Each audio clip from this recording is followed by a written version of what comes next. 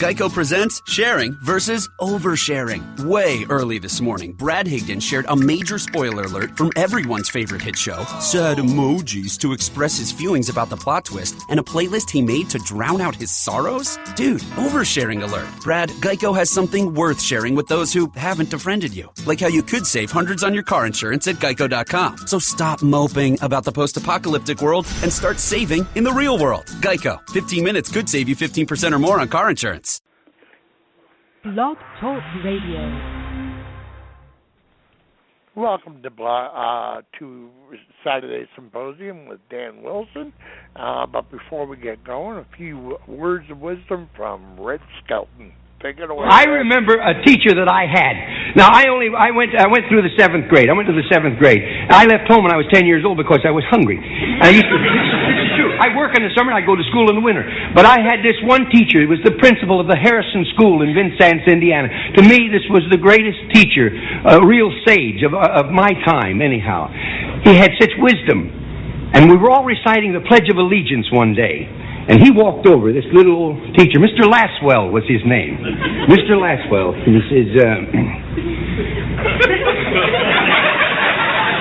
he says, I've been listening to you boys and girls recite the Pledge of Allegiance all semester, and it seems as though it's becoming monotonous to you.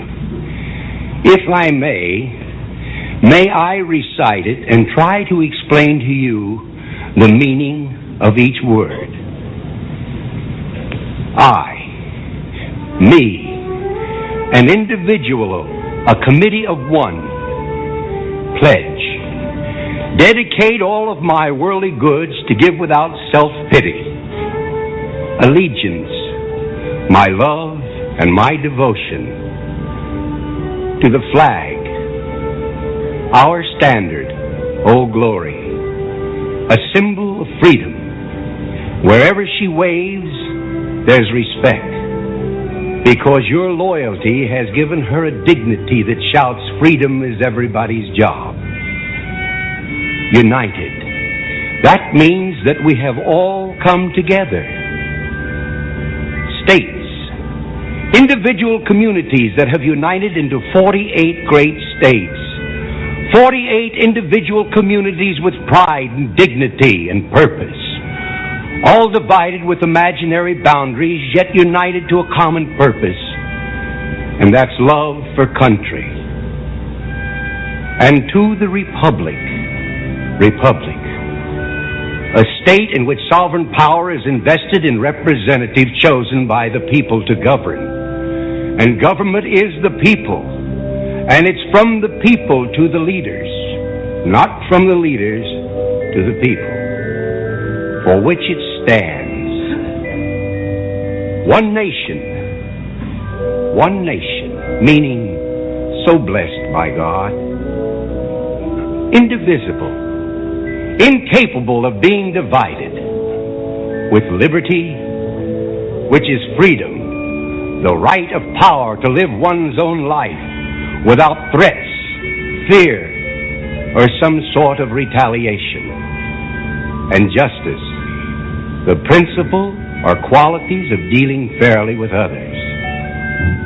For all, which means, boys and girls, it's as much your country as it is mine. And now, boys and girls, let me hear you recite the Pledge of Allegiance. I pledge allegiance to the flag of the United States of America and to the republic for which it stands, one nation, indivisible, with liberty and justice for all. Since I was a small boy, 2 states have been added to our country, and 2 words have been added to the Pledge of Allegiance, under God. Wouldn't it be a pity if someone said that is a prayer and that would be eliminated from schools too?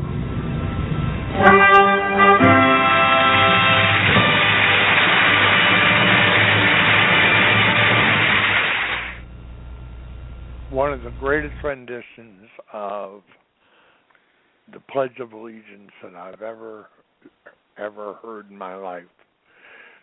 Well, this is Dan Wilson, and welcome to Saturday Symposium. And joining me is my two guests, my two co-hosts. Geez, I'm brain dead today. Glenn Atkinson from Texas and Gary Rumor from up in the frozen tundra in North Dakota. And it's kind of funny how all three of us started out in cold country. Two of us melted. One found a little warmer place. And me, I went all the way. I went to all warm. I don't do cold anymore. Well,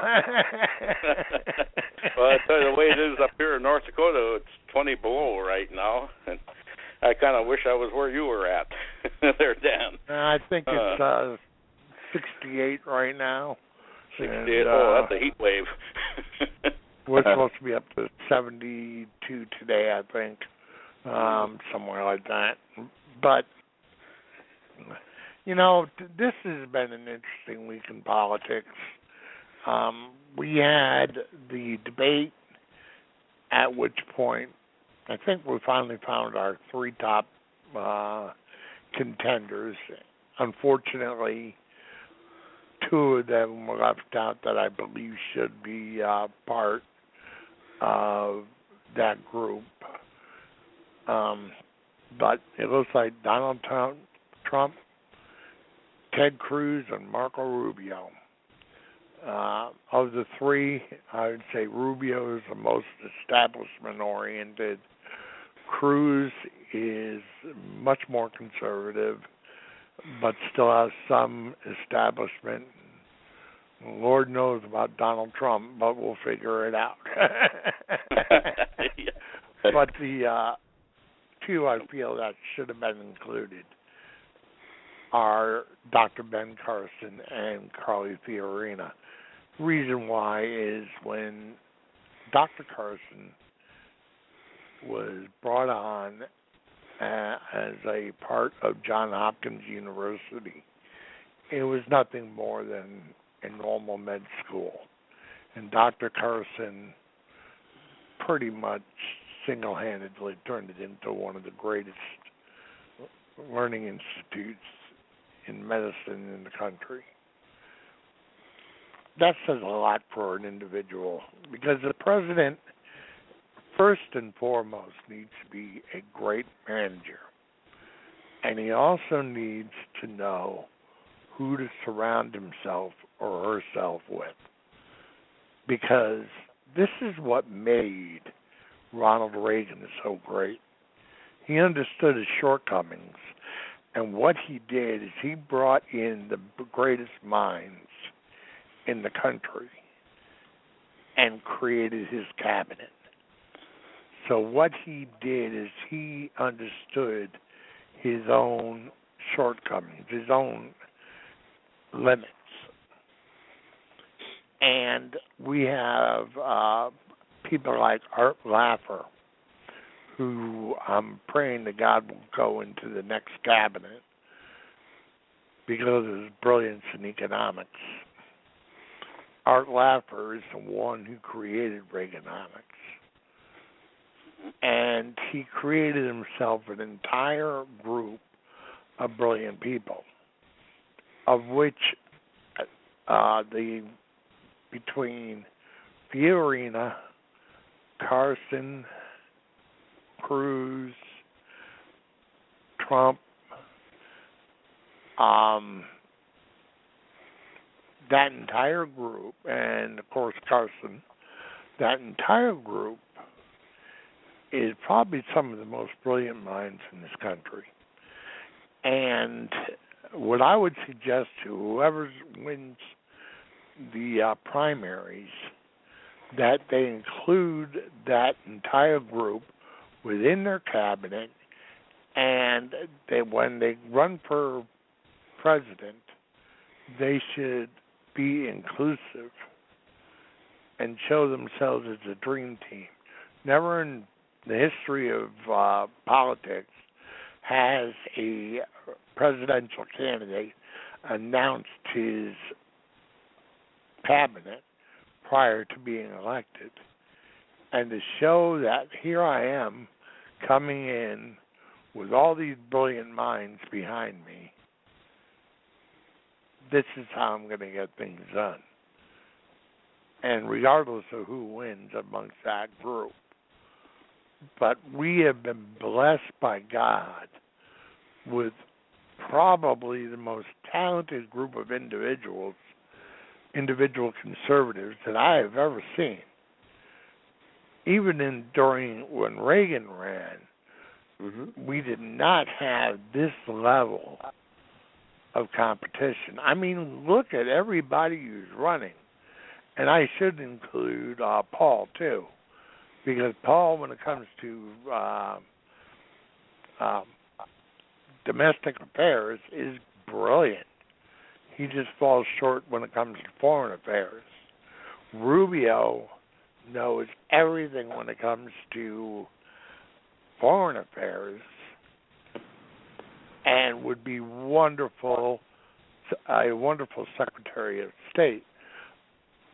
Fiorina and Carson, Surgeon General, obviously, and Fiorina has the management ability to run something like the SEC, where she could be an oversight for the entire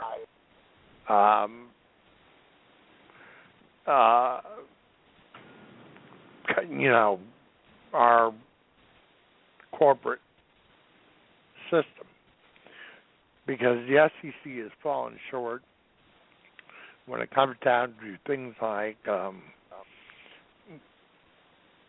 monopolies. Nobody has been brought up on antitrust suits since 1980, and that's when AT&T was broken up.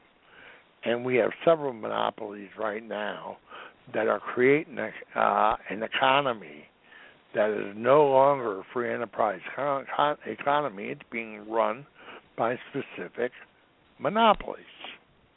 And in order to keep the free enterprise system to work correctly is to form competition. And you can't do that when you have monopolies. So there would have to be a breakup of Apple, Microsoft, and a number of other companies so that we can put everybody on an even playing field so that the best products and best services come to the rise to the surface, like cream in milk. For you older people, that's the way we used to get our butter and everything. We used to have these old bottles with kind of a bubble on the top, and the cream would always rise to the surface. And that's what we need for a healthy, vivacious economy. And we're also having this thing going on about Cruz's eligibility, which is a crock of baloney. For you legal hounds out there, just go to my homepage and you can see a total breakdown of why he meets the legal requirements to be the President of the United States. Donald Trump, with his management experience and his negotiation experience, is a brilliant man and a wonderful candidate. And Dr. Carson has 72 honorary doctorates from, obviously, 72 different universities. I don't know of a single person on earth that has that many honorary doctorates. That should speak alone for the brilliance of this man.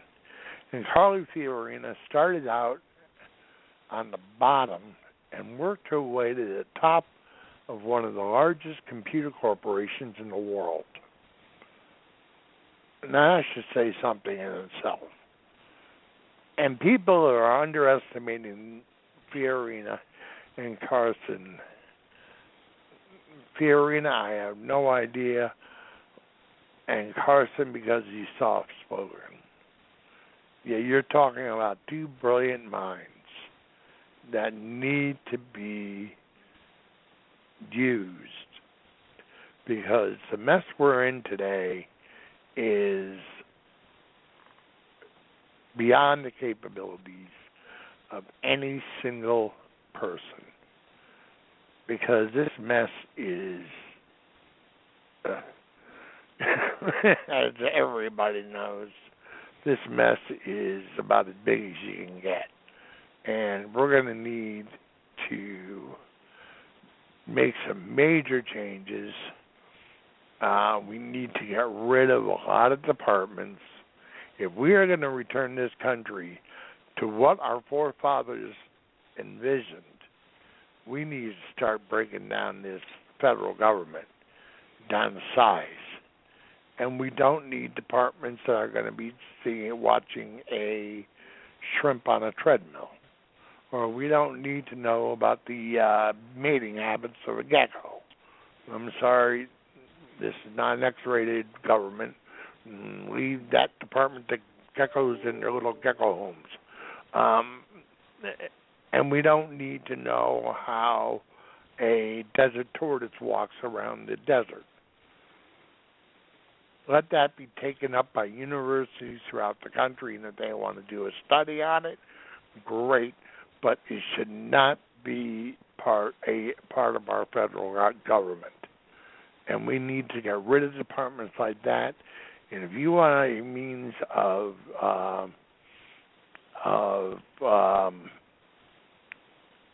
repairing the overexpending that our government has, there's where to start. And I believe our guest just arrived. So without further ado, I'm going to pass it over to Gary, who will introduce her, and we'll go from there. Okay? Gary, take it away. Okay. Hello, Tammy, are you there? Hello? Oops. Yeah. Oh, somebody else from Texas. Sorry. Oh, okay. Another 214. Oh, okay. All right. I don't know. I'm brain dead. So, Glenn, take it from there and then pass it to Gary on your opening comments. Okay, thank you very much. Good morning, America. I do apologize. I won't be able to be on for too much at a time because I got a fluish cold going on here. But we welcome everybody to join us and in this great discussion, and as we await for Tammy Locke. And anyhow, yeah, Dan, you make a lot of great points. You know, with with this upcoming election and all the greatness we have as candidates on the GOP side for the Conservatives. Oh, pardon me. And you know, every one of them, you know, that's up on the stage there, and both tiers, you know, every one of them has some value. Like, you know, they really do. You know, especially the top seven.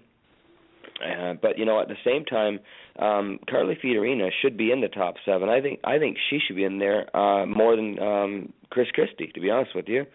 And I think that I don't know. I think he's only doing well in New Hampshire, and I think you're going to see him fall down himself a little bit more.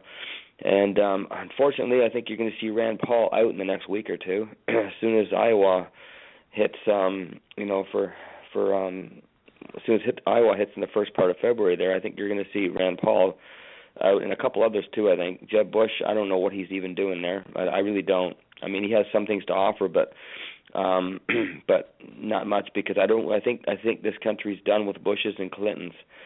And there's a lot of truth in that, because they have a long history of doing some unfavorable things for this country and the world. So, but you know, you mentioned the top three, and you know, with Trump, Cruz, and and Rubio, and I could see that. I could see them all, including for Fiorina, as being in part of this cabinet. Especially anywhere between 5 and 7 of them. The top 3 with what I just mentioned, and Ben Carson, Carla Fiorina, and even John Kasich. I think he'd be very good. He's Mr. Ohio, so and we need Ohio. The Conservatives need to take Ohio for this election to be fruitful, very fruitful. It's a very key state. People talk about Iowa and New Hampshire and South Carolina, but Ohio is very important. I don't think there's been somebody for decades and decades that if a Conservative doesn't win Ohio, then usually that means that they don't get they don't win the general election. So it's very important that we keep him in the mix and give him a job or whatever and whatnot. so I think we have a lot of reason to be excited. There's a lot of very, very good business people up on that stage, and a lot of people that putting their first and foremost as being having this country being secure, and that is what it is. That you need someone like Dan mentioned about being able to manage properly and to be a CEO. And at the same time, while you're doing that, you can keep this country secure. That's really, that's 98% of what this country needs to do, along with staying out of the pockets or staying out of the business of people, individuals, and businesses. If we can handle that, or as a president, if they can handle that accordingly, like a Ronald Reagan or even better. Then this country won't take long to get back on track to being great again, as Donald Trump eloquently puts it. And that's what we need, just those 3 things, really. Everything else kind of comes along with it. But it goes along with an automatic given, which is the first thing, and that is repentance and getting back to God and bringing that into our homes, because our kids are our future, and if they don't have a basis to work on, then 5, 10, 15, 20 years from now, we're going to have more of the same if we don't get that. So, like I said, that's a given, and everybody should know that God has to be involved in everything. You always have to have that line of speech, and that is in your mind's eye, in your mind, or whatever. You have to think, what would Jesus do? And once you delve into our Bibles and study it and realize that that you lean on that understanding, that wisdom, knowledge, and understanding that Jesus has, then you make better decisions. And with those better decisions, we have our liberties and freedoms intact, and we can keep that going in our conscience, and therefore it comes out in our fruits, with what we do. And if we do that with managing this country properly, with keeping this country safe, and staying out of the nose of individuals' constitutional rights, freedoms, and liberties, we got it made, folks. We got it made in the shade. There's nothing wrong with having government agencies and whatever have you. We understand that, but we need to keep them to a bare minimum. There's too many of them right now, like Dan mentioned. Stuff it should be done by the universities or individual states. That's why we need a statesman. We need someone that's not a political hack, and that's what's going on here. There's a lot of political hacks out there, and we need a statesman, someone that's here for we the people, to honor God, honor the Constitution, and listen and put into place what the people want. And that's why it's so important to really understand at the beginning of this, when Dan played Red Skelton's Pledge of Allegiance. It says from the people to the leaders, not from the leaders to the people. We get back to those values, we're going to see way better than even Reagan had it for this country, and Reagan did a great job. So I think that's excuse me, folks, sorry. So I think with having said that, we get those values, those real, true American values, Judeo-Christian values. Then we've got everything that we need as a strong base to build upon. And we need to start it from the grassroots with God. And on that note, I'll hand it back over to Gary. Well, I agree with you totally, both of you guys. And I was saying too, you get a good leader in there. And to me, I'm not, whoever it gets in, the first thing they got to start doing is to cut back on these government agencies. I don't care. I don't think any of us care about the mating habits of the African Wambui rabbit. That's on public television. Who cares about that? Might be a few handfuls, but most of us don't, and it's really our tax money shouldn't be used in that anyway. And these other agencies that are abusive, like the IRS, who abuse their power, I would say they should be abolished. ATF is another one. They've had so many government abuses, and this is what our leaders need to start working on. They should be abolished, cut their funding, whatever, and because they start legislating without Congress. EPA is another one. They come up with rules and regulations that greatly harm family businesses because they got to comply with all these rules with so much red tape and paperwork you got to fill out before they can even do anything. Just look at it this way: if you want to build a building on your property, you got to get permits and licenses and all this other stuff, this paperwork to fill out, and it's got to be done exactly right. If you don't get it quite right, they fine you really heavily and they put you out of business. And that would be a good start. And maybe in the future, we could probably look at Article 5. I think someday that may have to happen. We may have to amend the Constitution to garner more power to the states. I know the 10th Amendment basically being completely ignored, and because it is the states to the government, not the other way around. It's the states that produce the federal government, but the government acts like they know more than all of us, and they really don't. You have people, whether it's a handful of people, that want to make a decision in all our lives, and they have no idea a lot of them don't have any idea how business works. So with that, I'll turn it back over to Dan. Oh, I agree with you, and I'd like to add to that on the 10th Amendment. If anybody who is a fan of history and a fan of our Constitution, if we go back to our original Constitution, the Articles of Confederation, the 13 original colonies had considered themselves, because of the way King George III set up the colonies, with each having its own form of government, and each being its separate entity within itself. The people of each of the colonies considered themselves their own country. So when we collectively decided to part ways with the British, we formed a very, very loose alliance. The Continental Congress at that time formed the Articles of Confederation, specifically designed to keep the sovereignty of each and every state. And this is where we lost our way. Our forefathers understood that ultimate power breeds ultimate corruption, which is exactly where we are today. And the only way to prevent that from happening is to distribute the power amongst the states.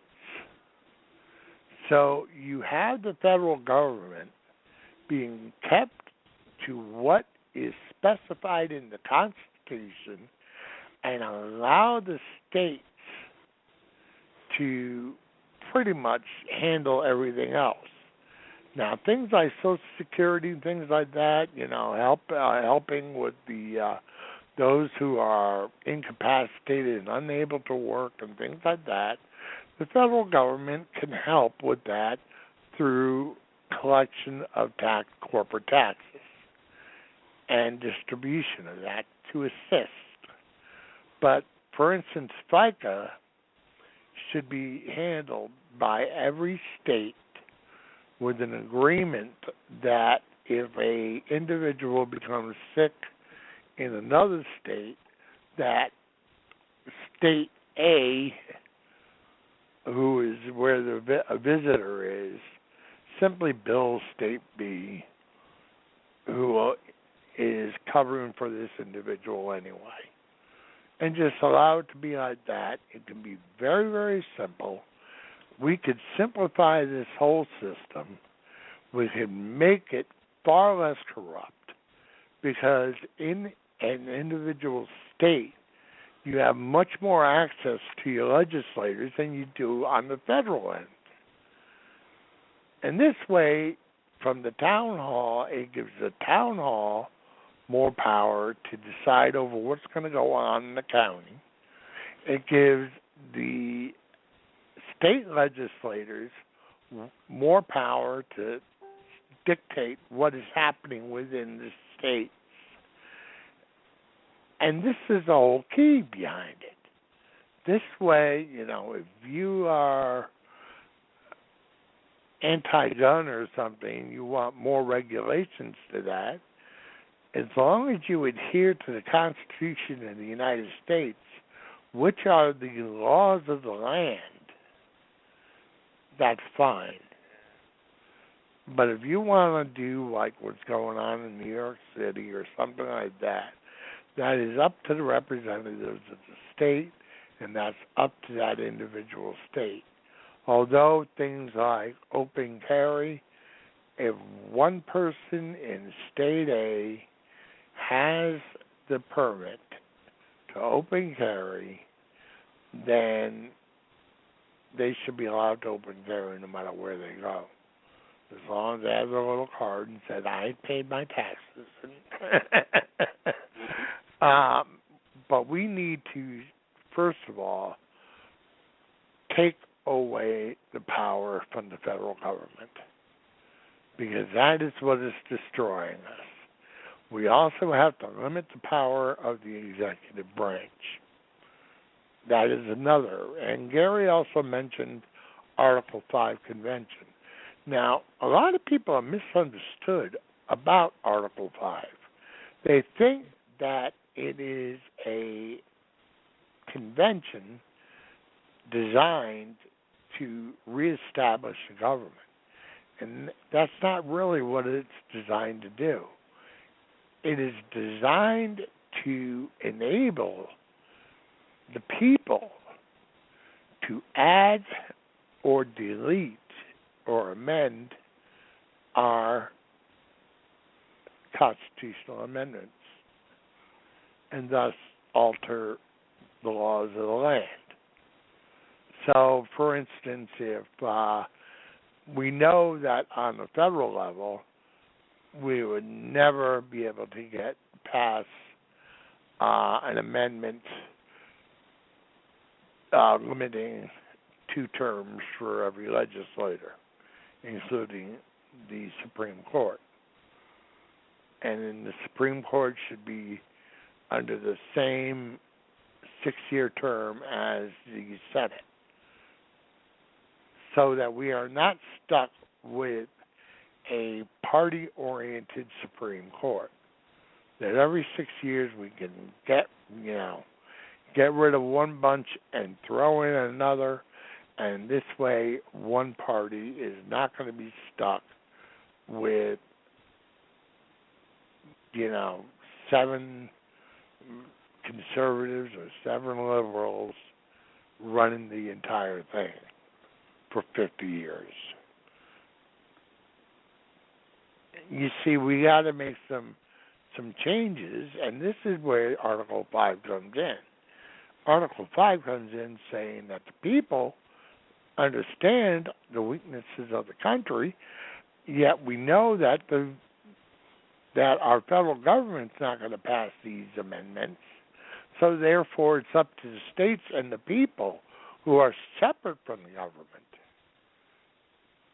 The convention should consist of a variety of people from all walks of life.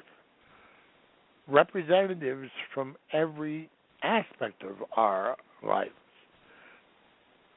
Instead of having all wealthy or a bunch of lawyers, they should consist of like farmers. They should consist of business people. They can consist of lower middle class people, middle class people, where we can get a cross section of everything and include these representatives from each state so that we can get the best amendments added to our country to make it better. And the whole idea is to, at least in my opinion, is to make this the greatest nation on earth. And we already are, but you know something? You always can make it better. And this is where Article 5 can come in to really play a very positive role in making our government stronger and better. You know, for instance, President Obama has way overused and abused executive power. And we need an amendment to limit that. We need an amendment to limit taxation and to leave it up to the states. We need to take away a nationalized health system and make sure it's handled on a state level. And the federal government just needs to figure out a way so it will work throughout the entire country, but that it will not be run by the federal government. Right now, the EPA, for instance, as Gary was talking about, has destroyed small companies. They've destroyed the mining industry. Land buy-ups of the BLM have destroyed the cattle industry. For instance, what Teddy Roosevelt declared as a national refuge was an irrigation system designed by a bunch of cattle ranchers who had created a group of ponds in their separate ranch areas so that they could provide water for their cattle. And it just so happens migratory birds said, hey, good place to stop. And, you know, it was an accident. But the fact is it was man-made. And therefore it should be kept to the original deeds, land deeds that were given out to the original ranchers, and the property should be returned to as such. I know it was originally granted to the Native Americans, but after that was taken away, they started splitting up the properties into individual ranches. They should return it to that. And we'll find out our migratory birds will be happy, our ranchers will be happy, the county will be happy because they'll have a lot more employment, and the cows will be happy because they'll have plenty of their drink. And everybody will be happy. And not only do we increase the gross state profit, but we also put people to work, we help the environment, and everybody's happy. Instead of a bunch of liberals who are turning around saying, no, you can't do this, yada, yada, yada, it's federal land. Well, the federal government never had the right in the first place to purchase that land. And if we look under Article 2, 2, Section 8, I believe, you will see that the federal government, no, Article 4, Section 8, I think, sorry, I don't have the Constitution right in front of me. Shame on me. But anyway, it says that the federal government should not own more than 10 square miles of land on its own. The rest is deeded to the state at which that land resides. So what the BLM has done is constitutionally illegal under the Articles of Convention. So what we need to do is start really going back to our origins, follow the Constitution. And as Glenn said, our Judeo-Christian values are the foundation of our country.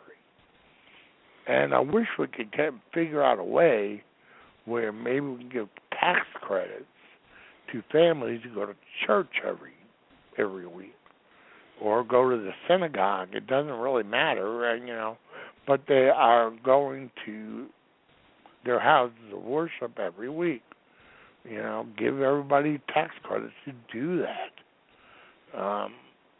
Or something like that to get that so that we can get God back in to where he belongs in the center of this country. There's some things we can do that can repair the damage done to us and get us back on our feet right where we belong with what our original forefathers envisioned in a short period of time. It's just a matter of getting the right people in office to do the job. And with that, I'll pass it over to Glenn. Glenn? Well, you're exactly right, Dan. We definitely do have to get things back as God is our center, because without it we're nothing, and we've seen it. We're living it right now as the amount of people that right now just believe in leaning on their own understanding and just going their own way. The consequences are all around us for that, and it's atrocious, to where we've become. I'm only 52, and I'm from Canada, but very, very closely related, of course, to America for the first 42 years being up in Canada.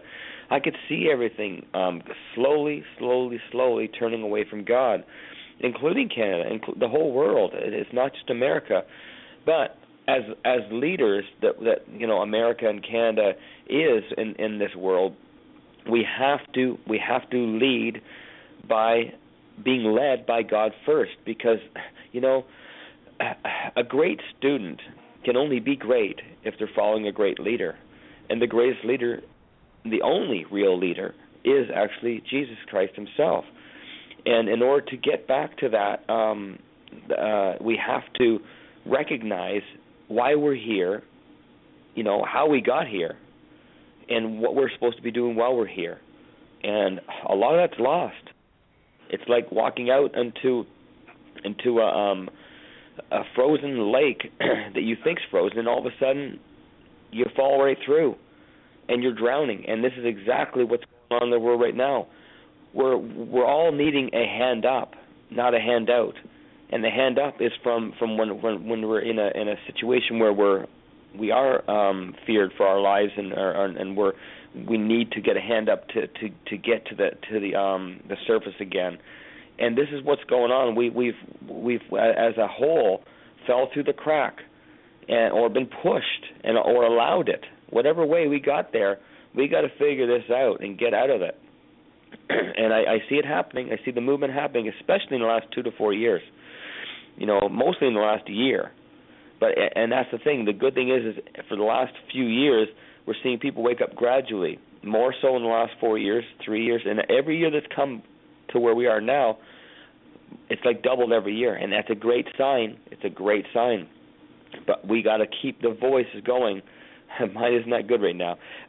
Excuse me. But anyways, we got to keep it going. We got to touch everyone around us. And when I say touch everyone around us, I don't mean push it on people. I mean touch, as in carefully lead by example of how we're supposed to be led by Jesus. And we show people. We don't just have to say. Our voices are very much important, but they're only important if we're backing it up with our actions, folks. And it has to start with, say you don't have any kids. Say you don't have any kids at all. You still have kids around you. They're our future. And you know what? They're just as important as if you had kids or you didn't of your own. They're God's children. We got to make sure that this happens for them. Because like I said earlier, 5, 10, 15, 20 years from now, when they're adults and they have kids, they have to leave this country, this world, in a good place for their kids. Because, our parents tried to leave it in a good hands for us. And look what's happened. Their parents left it in a pretty good spot. But as generations have gone on, it's been watered down more and more, and we're starting to recognize that more now than even we did even back when Reagan come on as the president in January 20th, 1981. And he won in 80, but he took over in 81. People seen it then that things were not going so well, and they turned around. Well, folks, now is the time we need to do it even more than then, because I will tell you right now, being from Canada and looking down and seeing what's going on here as it was going on up there, not as fast as it was down here, but if it goes down here, it goes everywhere the same way. And we've seen what's happened in Europe. We've seen what's happened, all these different places that have had tyranny, had the government control, and where they're at. And we must not allow this to happen here in America. Because once if this happens, if it was to get worse, say for example, which I believe it won't happen, but say if it did happen where Clinton got in, or any Democrat got in for presidency for the next 4 years, I believe in that 4 years, this country will be lost, and there will be no turning back. We will never get it back, and I mean that. I'm 100% positive of that. With everything in me, Jesus is telling me, this is it, folks. This is our last chance. And it is our last chance. So when I say that with fear, in a sense of fear of God, not fear of man, fear of God, because God is saying, I'm only going to be here if you're here for me. So repentance needs to happen. We need to have repentance in order to, and real repentance. I am sorry. Forgive me, Lord Jesus, for what I have done to contribute to this mess. I now want to take you into me and have you rule me and do what your will is for me and for your glory and for your kingdom's glory. Until we get back into that heart set, that mindset in our souls, we're going to have more of the same, and it will never reverse, because time is a factor. And once we get this word out, led by our actions, we will then, as we're seeing it, and as it goes forward like that, we will see a lot of great changes, because we'll be asking, what would Jesus do? What did Jesus do? And then we will do it. And once we get back to that, more and more as we are now, we will see the changes that need to be done. And pray for every candidate that's up there on the podium, Democrat or conservative or like Republican, whatever. Of course, we want the Republicans, of course, but we need the liberals and Democrats to have their change of heart too, folks, because they're part of the problem. Everybody's part of the problem, but we need them to be part of the solution. So we need to pray for every candidate that's up there that they allow God more and more into them. And as they do, they'll make better decisions for we the people. And on that note, I will hand it over to Dan.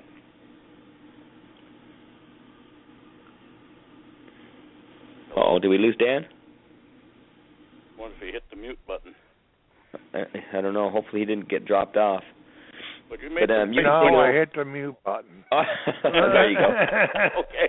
We got that bloody thing. Yeah, I've done that too, and you end up talking to yourself. Nobody can hear you. Exactly. I mean, I think I'm out here doing my words of wisdom, and I'm talking to my computer. What I was saying is, with that, I'll pass it over to you, Gary, and you're next on the list. All righty. And we'll go back to me. Well, when you guys are talking about the, bringing God back, and I totally agree. I don't know if Glenn would remember this, but Dan, I'm sure you do. You remember all these homeschooling, these little schoolhouses? Remember you drive out in the countryside, you see those little schoolhouses and stuff.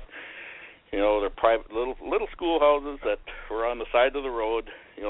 I remember them. I never went to one. I went to a public school, but my folks, your folks are your best teachers. And they were telling me about stories of going to school, and they didn't have public restrictions on what you taught. You taught history, you taught math, you taught what was essential to get through life, and they also taught a little bit about God. Some of them even doubled as churches, And that's what, when you guys are talking about this is brought back memories, and back if we get Tammy on the show, their show had. I believe that Barbara Hershey was taught a little at a schoolhouse like that. If I remember a couple of episodes, this is back in the mid to late 60s, so my memory isn't real fresh on that. But if she gets on there, she'll probably talk about some of that stuff. And, and of course, you had your discipline problems, of course, when boys would shoot a spitball. Now they have people bringing guns into school and shooting people. At that time, the only problem they had was the spitballs being shot at the teacher, and then of course the teachers could discipline them. Now you can't even discipline the kids, And I remember I was guilty of shooting spitballs too, and I remember I hit the third grade teacher. I had to sit in the corner for about 2 hours with a dunce hat on my head. I never did it again because it humiliated me. But if we need to bring back these these values. I'm not saying go back to those days, get rid of computers and cell phones. No, I'm just saying we need to have some of these values reestablished, in our lives. It's going to be a challenge because it took the left like 60 years to get where they are now, and it's going to take many years to go back. And I'm not saying regressing, but progressing, into where we have well-established values. So I'll turn that back over to you there, Dan. Oh, I remember the small schoolhouses. Again, I never went to one, but I grew up in New England, and the old world is very, very strong in New England. Trust me. The one schoolhouse I remember in particular was where the poem Mary Had a Little Lamb came from.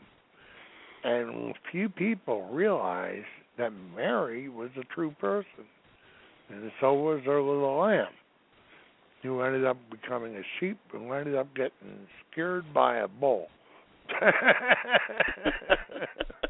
Sorry, so Mary's Little Lamb had a bad ending, but and I remember going to school, and if you got out of line, I remember the rulers across the knuckles. Mm-hmm. And trust me, pain is a good teacher. Oh, you always remember your good teachers, too. They were probably the hardest on you, but they were also the best. They taught you the most. Exactly.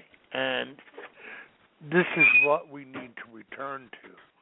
We need to, I have a very, very good friend of mine who teaches special education, and unfortunately in California.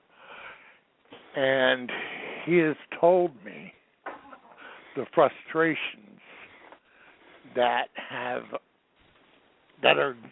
he has with what has happened through Common Core. And it is a shame, and what really, really bothers me is this began with the Republican Party. It was through the Bush administration that originally started this mess, and it has regressed from there. And these are why we need to return things back to the states. And the level of education we had when we were kids, when the states were in charge of the educational system, was far superior than it is today. And we all know that. The education that all three of us obtained is far superior than what we're getting today, because now it is ruled more by the political parties than it is by historical reality. And this is why the Department of Education needs to go goodbye. Common Core needs to go into the history books as a big mess up and leave it at that. And to return it back to the states, where you're going to have people who are wanting to teach U.S. history, they want to teach mathematics and English and all the general subjects that we took, and want to teach them accurately the way they're supposed to. As in political correctness, throw it out the bloody door. We've had it with political correctness. All political correctness has led us down to a path of doom. Treating people right and treating people according to our, actually more to our Declaration of Independence, where it says all men are created equal. And as long as we remember that, you don't have to worry about the rest, because the rest will be solved on its own. Mm-hmm. Because that is the key behind this, If you want to get rid of prejudice, all men are created equal. And we stop this welfare system where we are taking our inner city children and we are essentially imprisoning them and forcing them to rely on the federal government. The lies that are being told on the left about us being prejudiced and money grabbers and everything is hogwash, and we all know that from our end, which is another reason why I believe that putting the Dream Team together that I had mentioned earlier, it consists of people of all ethnic backgrounds. It's a female, you would have 2 Latins, you would have a black, and you would have a WASP, which is Trump. So we've covered the whole gambit right there. All we need is somebody Oriental, and we can figure that out later. And then we representatives, and if we bring on the governor of Louisiana, we got Indian as well. So, Middle Eastern as well. So we can have members of all ethnic backgrounds who are all under the same view. A lot of us consider ourselves Frederick Douglass Republicans. Why? Frederick Douglass was a prime example of what the American dream stood for. A man who went for the first 20 years not even owning his own body to becoming an advisor to 5 administrations and dying in the top 3% of our population. Now, you want to talk about a man who had to overcome obstacles I don't think anybody can say they had to overcome more obstacles than this man. And he found a way, and he was an eloquent speaker. He was the only one who was invited to the first meeting of the suffrage movement. He was the only man invited. And this should say something. And he caught the ear of people like Ulysses S. Grant. He caught the ear of Abraham Lincoln. In fact, during the Civil War, on his own, he created 4 black regiments who fought valiantly in the Civil War. I mean, this is a jack of all trades, this guy. He was an incredible individual and who works as a wonderful representation of what it is to be a republic. And we call ourselves today conservatives because we have the establishment class who sold out to from our original ideals into a money-grabbing, large government entity, along with the far left, who are in it only for themselves. And a prime example on the far left is take a look at the inventor of the Internet, Al Gore. Yeah, right. Believe that one, I got another one to tell you. And he's the one that believes in also in global warming. He's a pusher of the global warming crap. So, I mean, these are examples of the riffraff that we want to get rid of. And we have them on both sides. And it's time for spring cleaning on both sides. And for the people who believe in our fundamental principles of our Judeo-Christian values, our foundation, and our Constitution, that's all we're asking for. We aren't asking, we can figure out the rest later. But if we bring back the power to the individual states and turn the government, the federal government, into more like a watchdog, where our people are more there to oversee and to make sure that they are following the constitutional principles. I mean, I see it as more in playing a role like that than actually playing a role as in we're going to lead, we're going to have all the power and tell the states to go to HE double toothpicks. That's not the way we were created.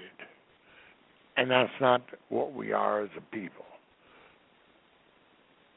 The sovereignty of each individual state, our 10th Amendment, our 4th Amendment, the sovereignty of the individual that goes right down, the 10th and 4th Amendment, bring it right down to your doorstep. And this is the beauty behind the Constitution of the United States, is that each and every individual has the right to choose for themselves. And with the leader from God above, they can make the proper decisions. You want to get rid of the gun problem? Getting rid of the guns or adding laws is not going to do it. What's going to do it is that children are properly taught to handle firearms, and they are taught by their parents that thou shalt not kill. It's a real simple concept, and I think it's in some place called the Ten Commandments. Correct me if I'm wrong on that, Glenn, but isn't that mentioned somewhere? And the only time we shall kill is when it comes down to defense of your family or time or of others and defense of your country. When you are at war, those are your only exceptions in that commandment. And if you follow the basics, rules that God has taught us, you bring back the Pledge of Allegiance into each and every school. You encourage that groups, after-school groups, that will teach the Old Testament, teach the New Testament, or whatever, and encourage groups to grow like that within the school systems, but not force it upon anybody, because the First Amendment right says it's a choice. But we shall always keep that door open for the people to make the decisions on their own.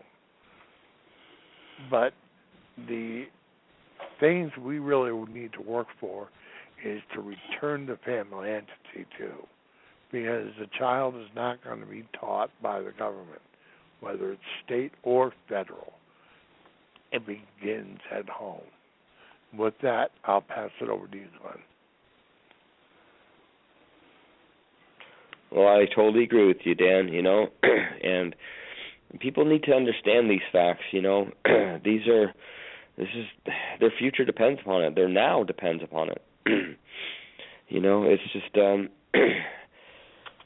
government wants to rule and control us, and when they take away our freedoms and liberties, and they put stuff in there that are really sleazy and slimy, to try and get in the way of us, it's all because they want control.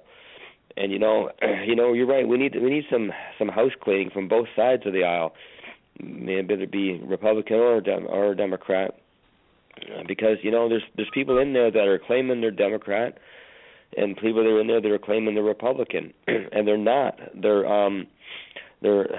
socialists. They're communists, is what they are. They want to take all the control. And when you look back at the years and years ago, back when we were kids and earlier than that, the Democratic Party and the Republican Party were much closer in their values and everything that they had. And it's just gotten worse since the 60s, really. Excuse me. Oh, pardon me. It's gotten worse with as each decade has moved forward, and we need to clean house. We really need to have, I think there's term limits that need to be, we should have some term limits, but it's not just so much the term limits. I think that would help, but it's about the value within the term that the person has. If they're in there for 8 years or 6 years or 8 years or whatever it would be, then I think that's more than enough.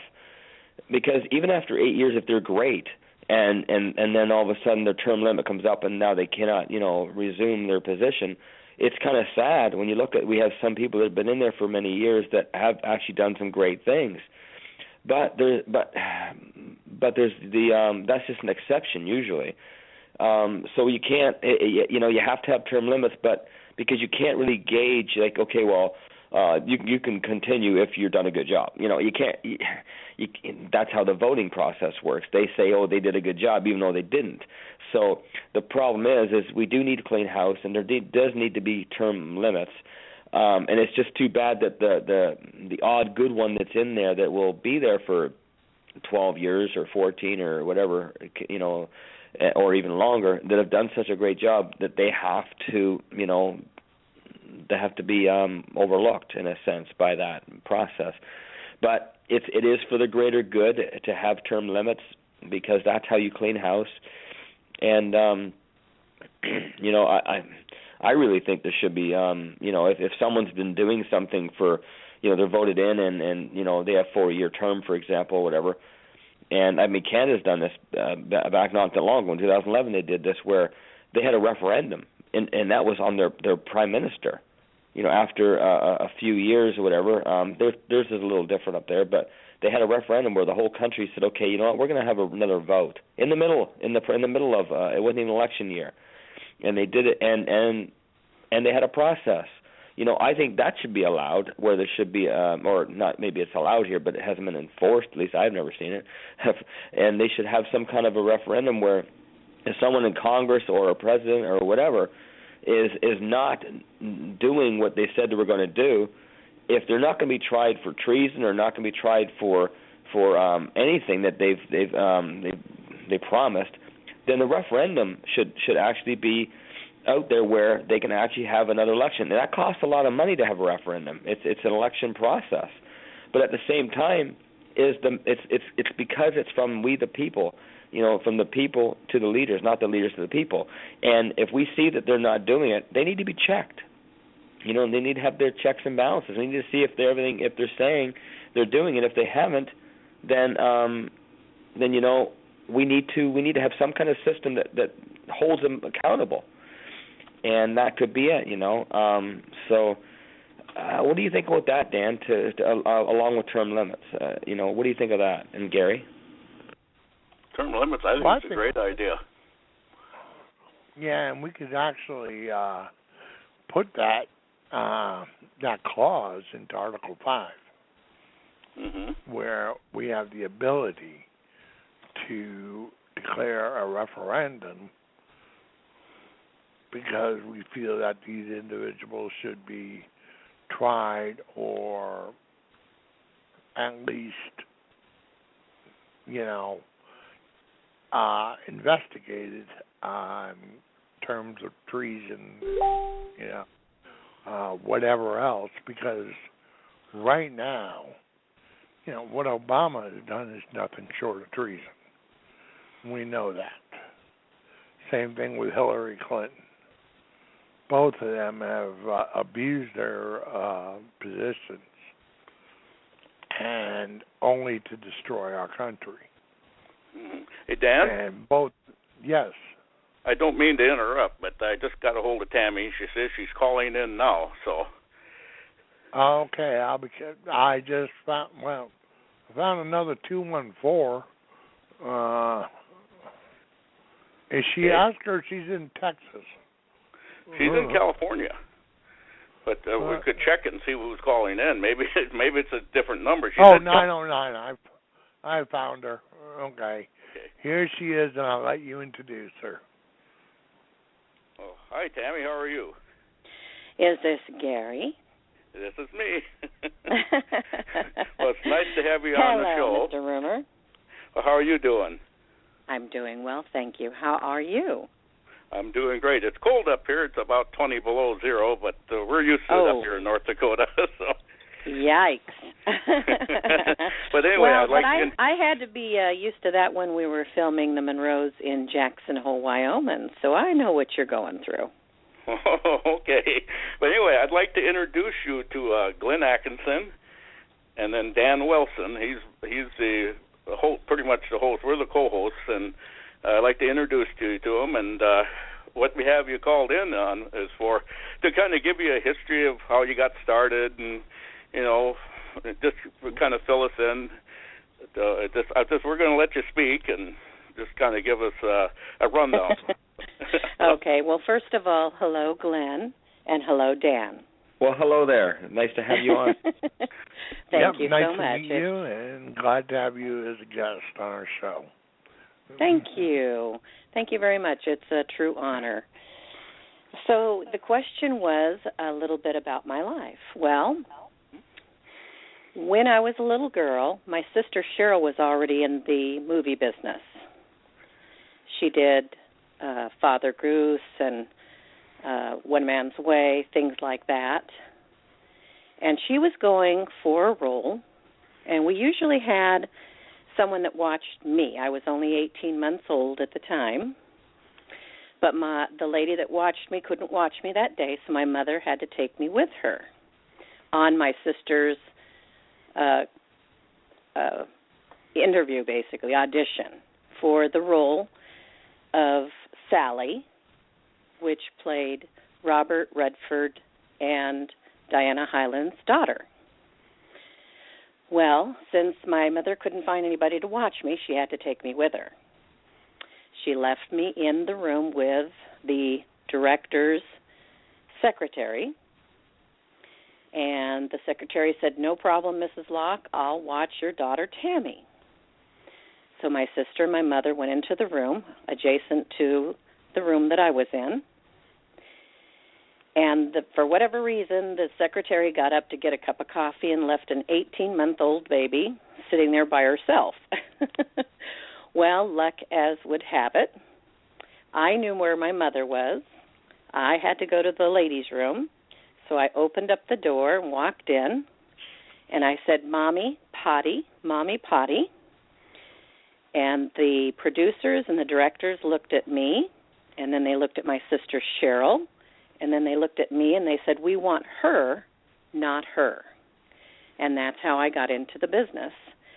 The very first job I landed was Robert Redford's daughter, Sally, in the voice of Charlie Pont. Wow. That's how I got into the business. Now, how I landed the role of the Monroes is that I had done some other things like commercials for Hammond, Oregon, and for Fertilizer and Franco-American and Mother's Cookies.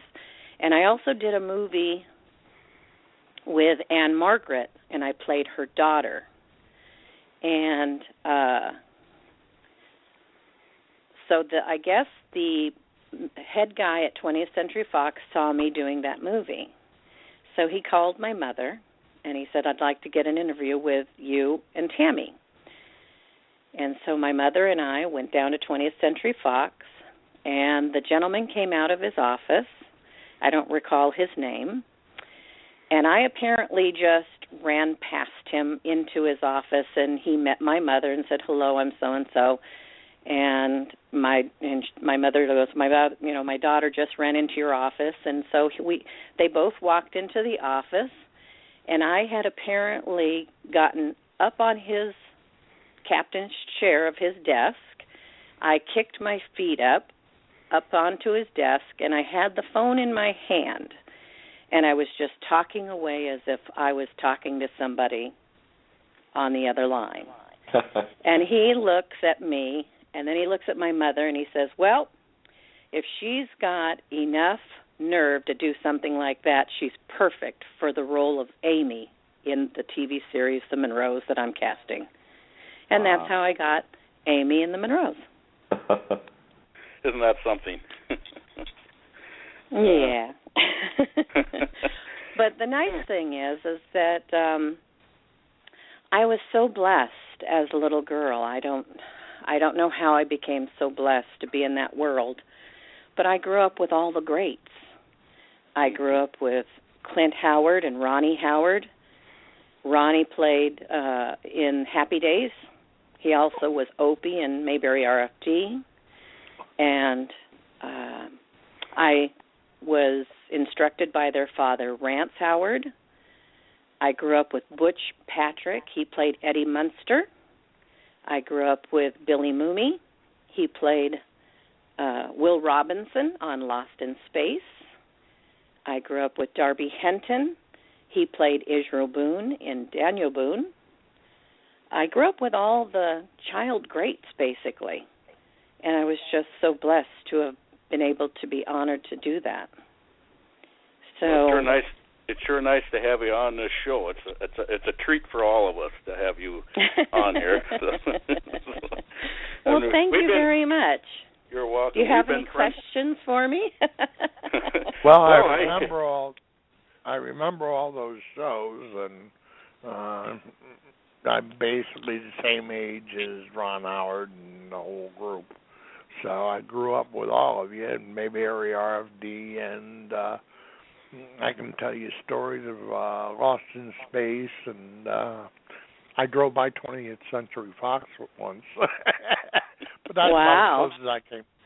I lived in well, Palm Springs. It's a beautiful place.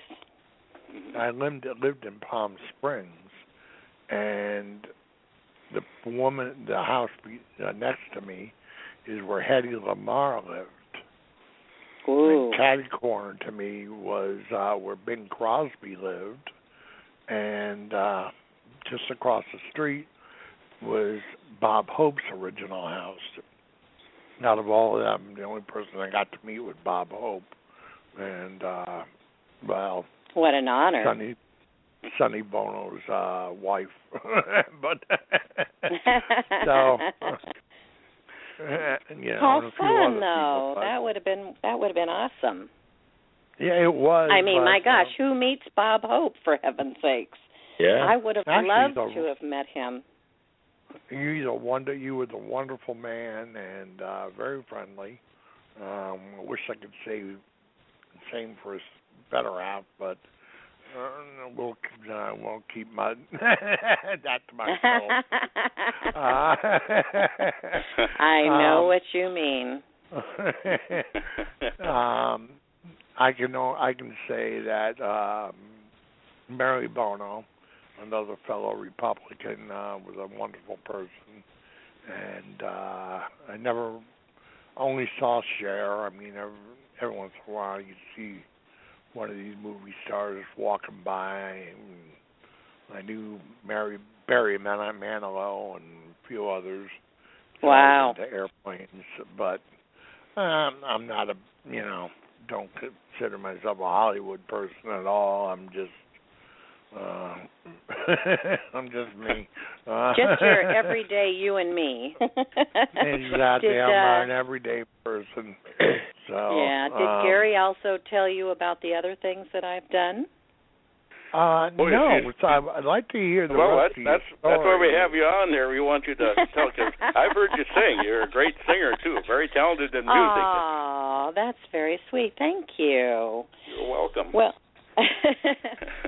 Well, I was, when I was 16, 17, I worked with my sister at Dodge Saloon in Norwalk, and I used to wash all the dishes. It was a country and western bar, and I met the entertainer there, Troy Walker, and Troy Walker introduced me to John Hall and Ralphie Valadares, the two famous professional roller derby stars of TV of the LA T-Birds. And I started skating down in Pico Rivera, where they used to train the LA T-Birds, and the next thing I knew, I was casted on the Detroit Devils as number 22. So I was a professional roller derby queen for about 1.5 years. I think it was 1.5 years. That was 1979 and 80, I believe. So I did that. I also had a radio show, just kind of like yours. Mine was called the Tammy Jean Show. It was 93.5 KFOX, and it was ran out of Redondo Beach Pier. So I did that for a little while. I was also a country and western headliner. My band was made up of the famous Tex Williams family, the two nephews, Russ Orr and Dennis Orr, Sam Aiello, which was Tex's son-in-law, Marty Rifkin, Christopher Nielsen, and Jeffrey Steele was with us for a little while. So we went around touring as Miss Tammy Jean in the California Express for about 5 to 6 years. So I did that for a while.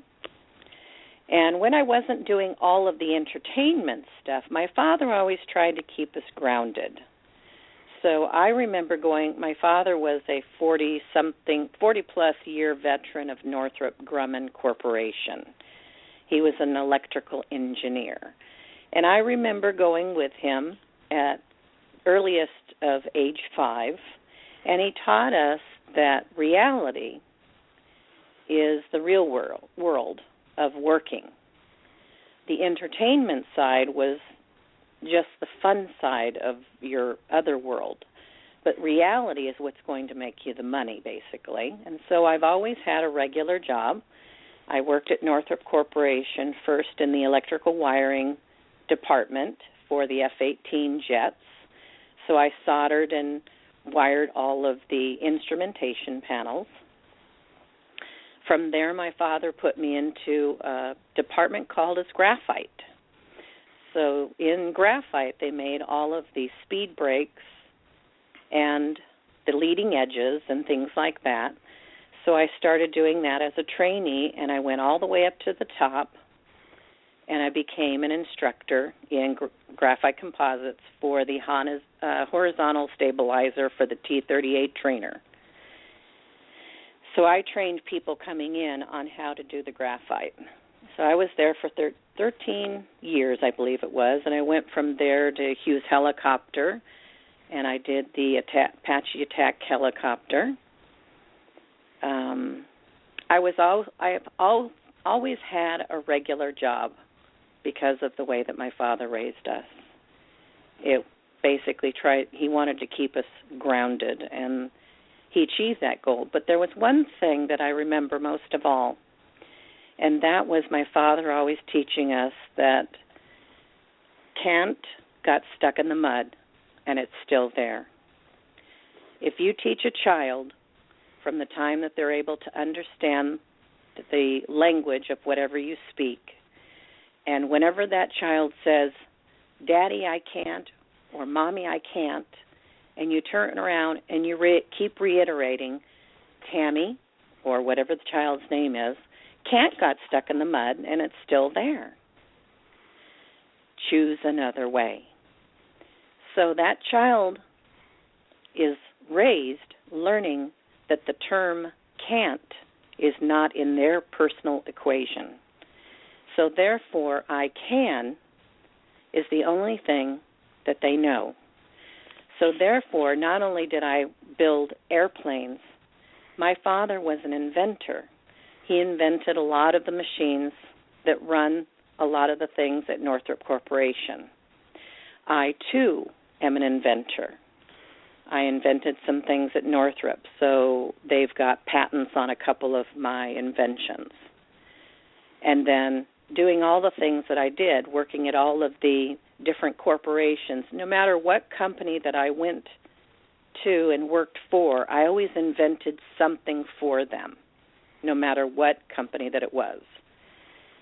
So my word to all of your listeners, if you're raising a little baby, I'm proof to this positive reinforcement of the term I can. Exactly. Did you ever have the honor of meeting John Boyd by any chance? Because I did not. You know what I'm talking about, though.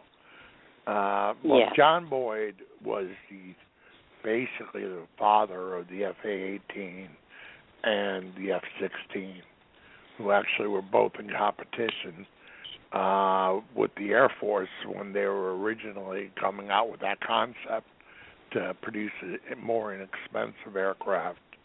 And I just wanted to add one more thing. You were talking about composites. In my early career, I was a captain of a sailboat, but prior to that, I was a racing sailor. And we would, when it was raining and off-season, we were in the shop helping build these boats with the early composites like carbon, using carbon fiber and vacuum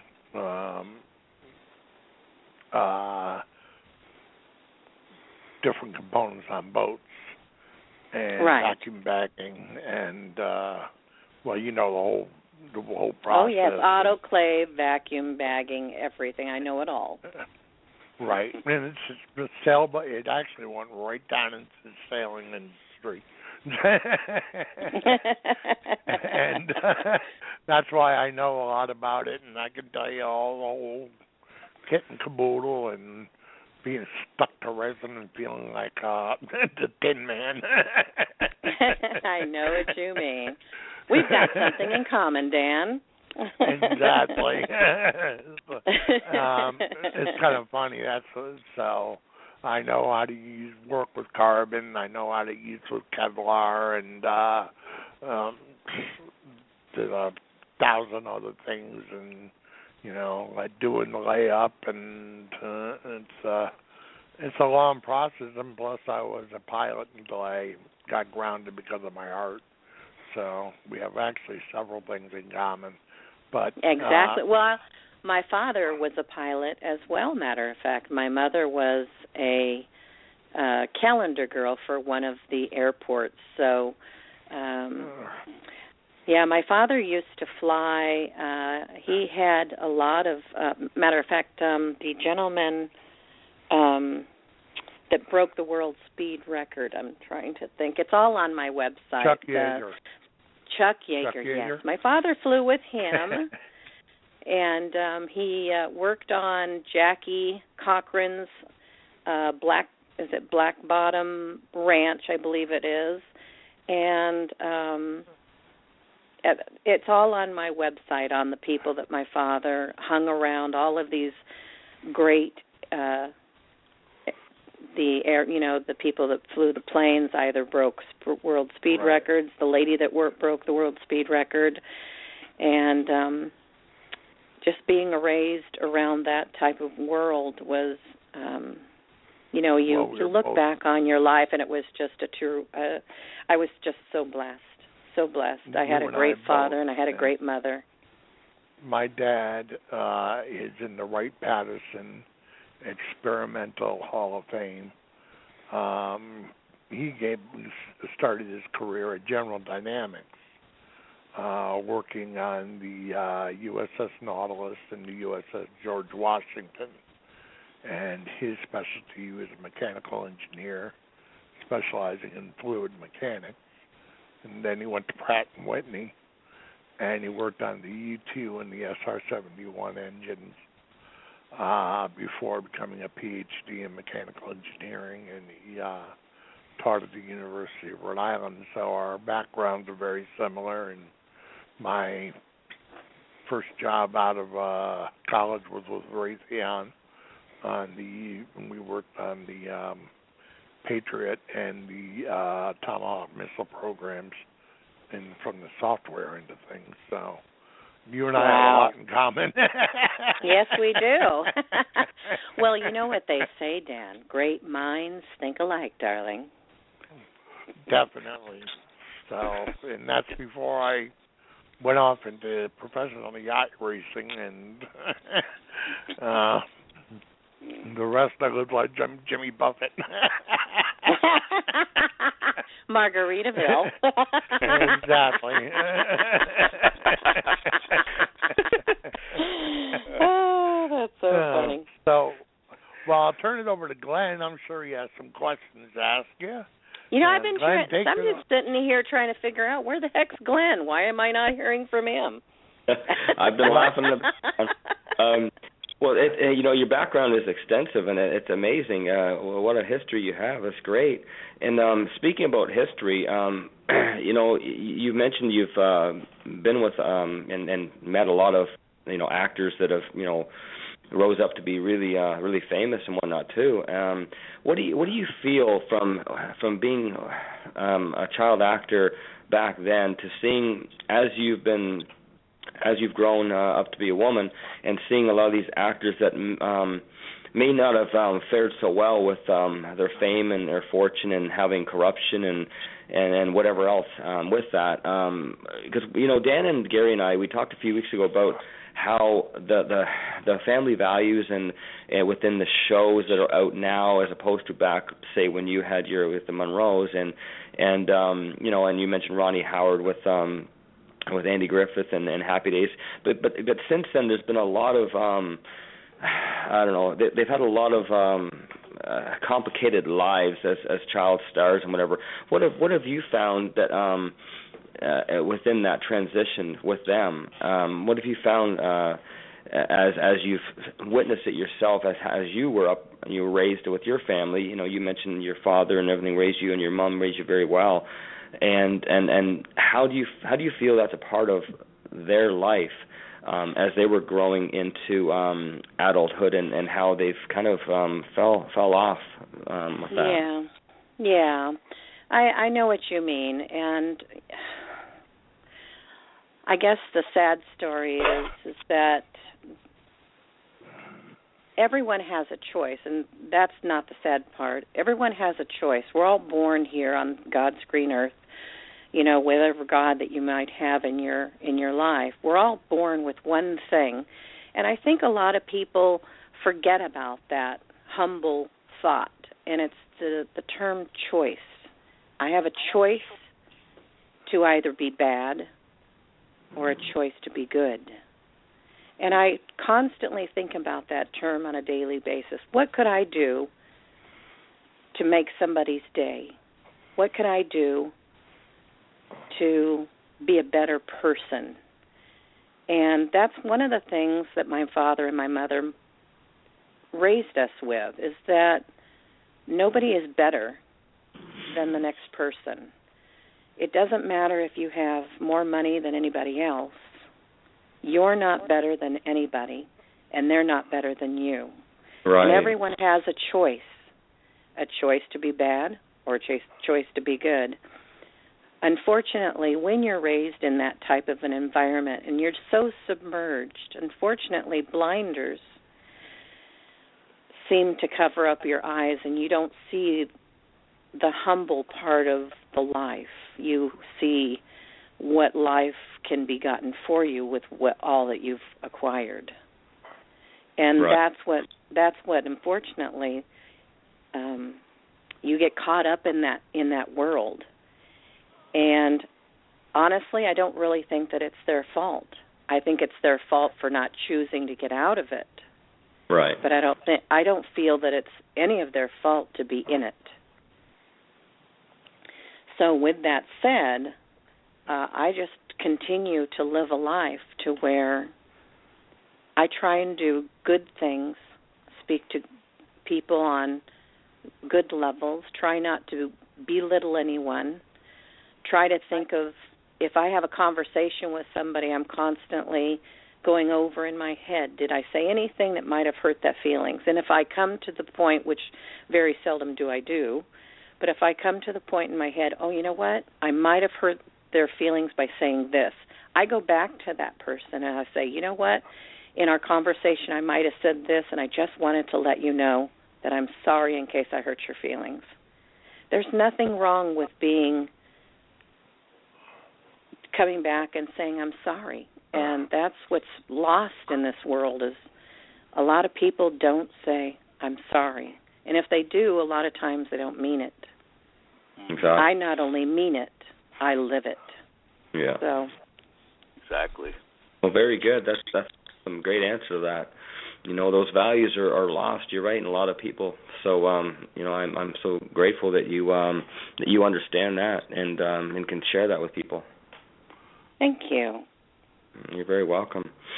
Now, you've had quite an extensive career with different things. You've had basically from your folks handing over to you and whatever, as far as the opportunity to expand on so many different levels. Now it's incredible, because a lot of these child actors, they will continue, growing up into being acting and whatever have you, and or they will just, obviously they become unfortunate. They become an addict of some sort because of the money they've had, and they've just corrupted themselves. And you come back to the word choice, and it's very, very true.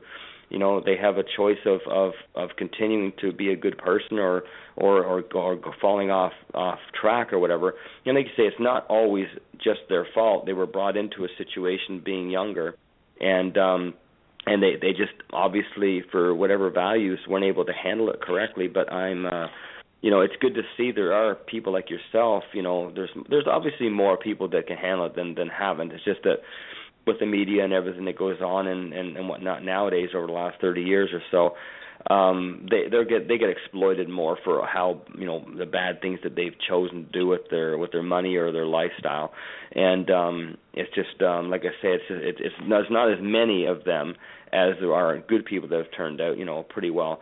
At the same time, as you get Hollywood in general.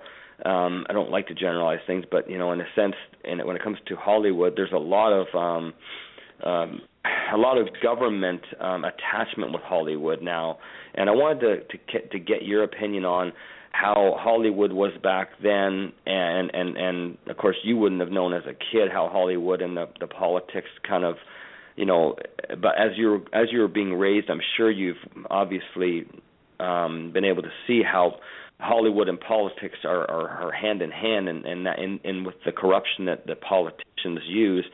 And Hollywood, has the money, so they have the voice with that money, and how it's all tied in together. Can you emphasize a little bit on that? I try not to touch too much on that, unfortunately, because I don't believe in that world. I don't believe in buying something in the world, and that's only because I did have a little bit of that in my life back when I was doing a contest called the Battle. What was it? It was a big contest. I can't remember what it was. It was a country western contest, and I went up on stage and I sang a cappella. Marty Rifkin, my steel guitarist, pedal steel guitarist, played a little bit, but I sang a cappella in this contest. And we were supposed to, whoever the winner was supposed to appear with Merle Haggard at the Universal Amphitheater. And there was no doubt that I had won this thing, but unfortunately there was a band, Western Union, I believe it was back then, and I understand that their father bought the entire contest. So it didn't matter if I had 3 standing ovations, to which I did at that point in time. Wow. Or no standing ovations. The contest was bought and paid for, and it hurt me more than anything else in the world, and that's probably one of the reasons why I just don't believe in something like that. I believe in winning and achieving on your own, no matter what it is, and to have something bought for you. I don't know. It shows people the wrong avenue. Basically, is how I feel, because you don't actually earn it.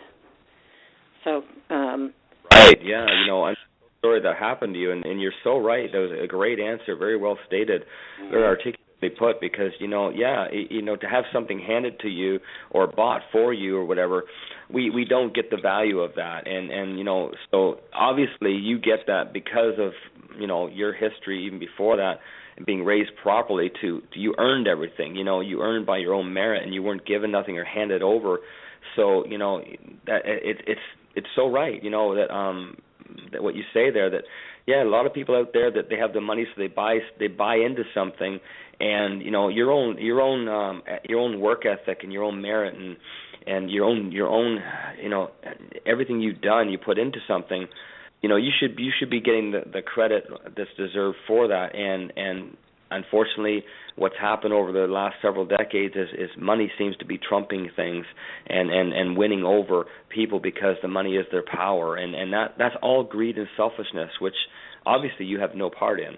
And so I'm glad that you are like that, because you see that corruption as you've been a part of the result of that, and it's so unfortunate that it happens, but it needs to be changed, and people like yourself voicing that will certainly be a good step forward in changing it. So thank you for that answer.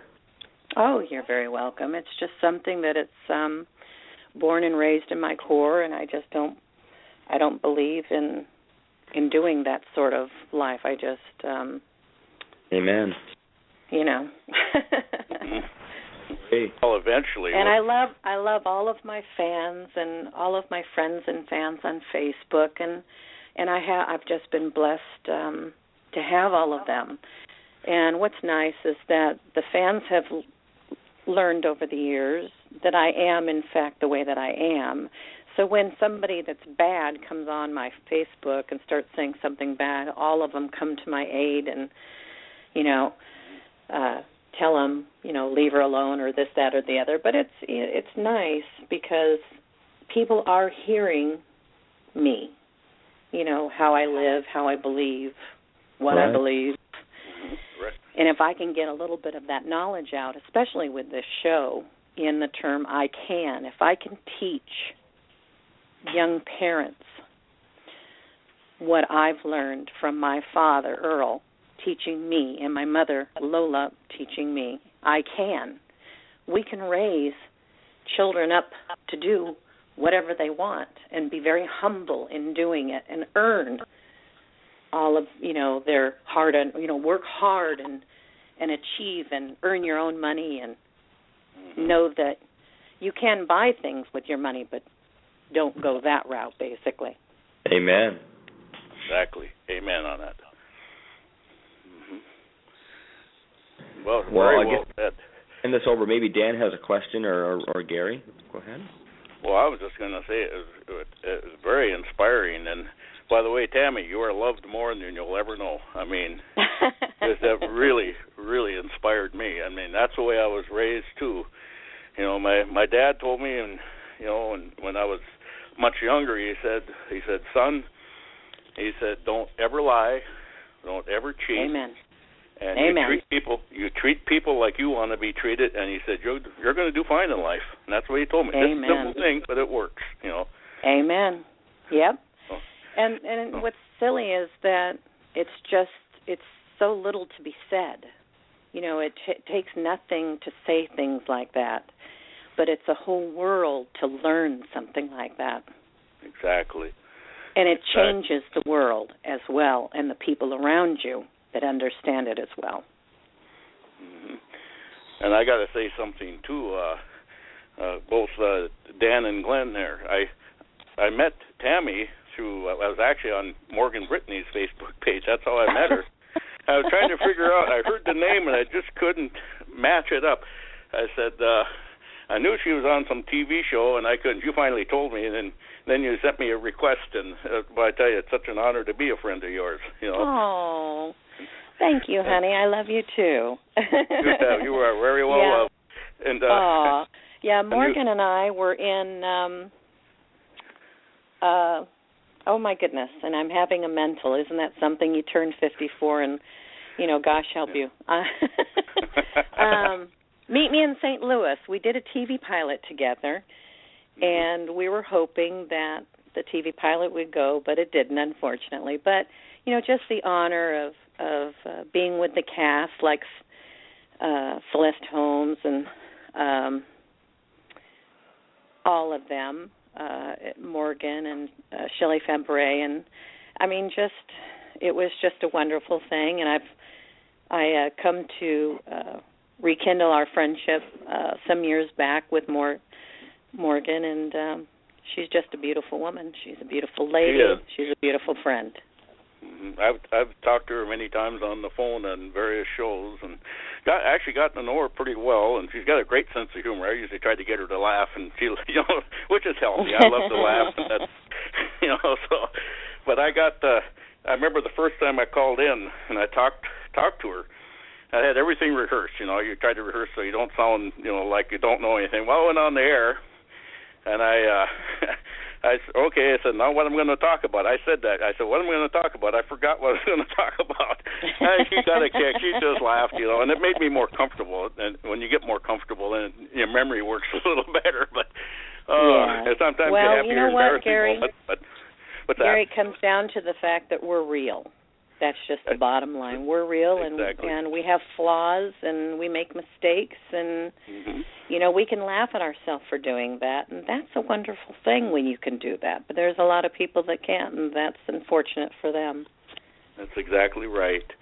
So, but yeah, it's always an honor to be able to talk to you, and talk to Morgan, and I'm even friends with her husband, and Aww. Oh yeah, Jack. Jack, yeah. He's a stunt driver, I guess. He is. He's a stunt man. He's been in the business for many, many years. Many years. Mm-hmm. I think he's produced a couple of movies too. So. Yes, I understand that he has. So, but I said that's a dangerous business, to be in, because a lot of people get injured and killed doing that, So. Yes, they do. But he does it, with experience, and he's an expert at everything. So Mm-hmm. I mean, there is danger in it, but he knows the avenues to keep himself safe, and that's the important part. Exactly. Yeah, you have to know what you're doing. So. Exactly. And if you thought I was 54, I was just kidding. I'm 56 and proud of it. Hey, we're the same age. Every once in a while, it just feels good to say, oh, okay, I'm 32, or I'm 29, or I'm 50, or... I just stick with the age of 29 to stay there. That sounds good to me, and next year I'll be 28. 28, go back, yeah. Oh, too well, I funny. like 35. That was my favorite year. So.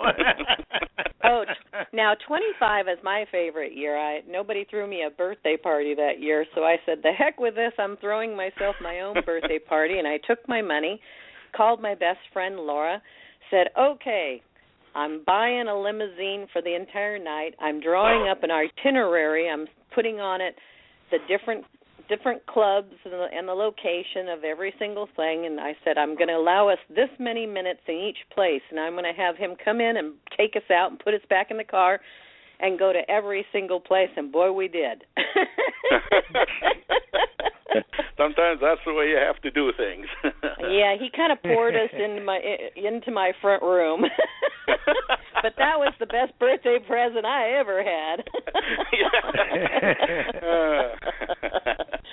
25 again. God, 25. Yeah. Anyway. But it's true that what you were saying about being able to laugh at yourself, and I discovered that one on my own. One day I was looking at the mirror. You know, when you're at that awkward age, and I was about to sprout at that time, and I got pudgy for a little while. And I looked at the mirror and saw my love handles, and I started laughing hysterically. And I was laughing at myself. And it taught me something that, you know, when you can laugh at yourself is really where you found the key to happiness. Amen. And admitting you're wrong, there are so many people out there that think that's a sign of weakness. Oh, no. But for anybody who follows my writings, I post an article I try to every day. But I think twice I made a mistake where I didn't do quite enough research, and I found out I was wrong later. I immediately wrote a retraction and said, I'm sorry, but I goofed. And I do it all the time. Yeah, I mean, hey, listen. Yeah, especially in we're not perfect, Dan. We're not perfect. That's just the bottom line. Nobody in this world is perfect except for God above. Right, and I'm sure it's certainly not him. Oh, well, Lord knows. I got my share, I had my share of spankings growing up. I think we all have. Yeah. Oh, I know I did. Boy, oh boy, oh boy. I mean, trust me, over my life, I've had my share of mess-ups, but I think in the long run it came out okay. Amen to that. I remember when I was a little girl, we used to live next door to a family in Torrance known as the Chessmores, and it was always the Locks, or the Chessmores versus the Locks. So no matter what we had, if we had one boat, they had to have 4. If we had 9 horses, they had to have 24, or so on and so forth. But I remember one day the girls and I were all, and they were saying it was okay to do, and of course me being so young, I didn't know the difference between if it was right or if it wasn't right, but we would hang on their electric door, garage door, and as it would go up, we'd all go up with it, and as it would come down, we'd all come down with it. Well, unfortunately, since there was 3, I think it was, plus me, 2 or 3 of them, it broke, and I guess Mr. Chesmer came over and said Tammy broke my garage door. And my father was so mad, and I kept telling my dad, it wasn't just me, Daddy, it wasn't just me, it was so-and-so and so-and-so. And he goes, I don't believe you. And I got the worst whipping in my whole life at the top of the stairs. And I just kept telling him, Daddy, I'm not telling a lie. I'm not. I swear I'm not. But I got the worst whipping, and I learned a lot that day. And what he did was, one of the girls, Kelly, was with her mother. She wasn't on the garage door that day. And Kelly came driving up with her mom, and my dad snuck outside, and he ran over to Kelly really quick, and he says, Kelly, he says, Tammy said that you saw so-and-so and so-and-so and so-and-so on the garage door. Who was on the garage door? And Kelly told everybody, told my father who was on it. So it proved that I was telling the truth, and my father never whipped me from that day on. No, and the reason why I told the truth is because my dad taught me that. I tried that too, but every time I got blamed, and I went down with the ship. But you know. Uh-oh, you were a bad boy, weren't you? Yeah, they say bad to the bone, bad to the bone. Exactly. That was a good group. George Thorogood.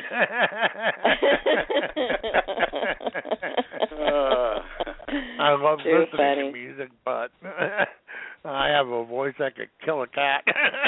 Ooh. I love music.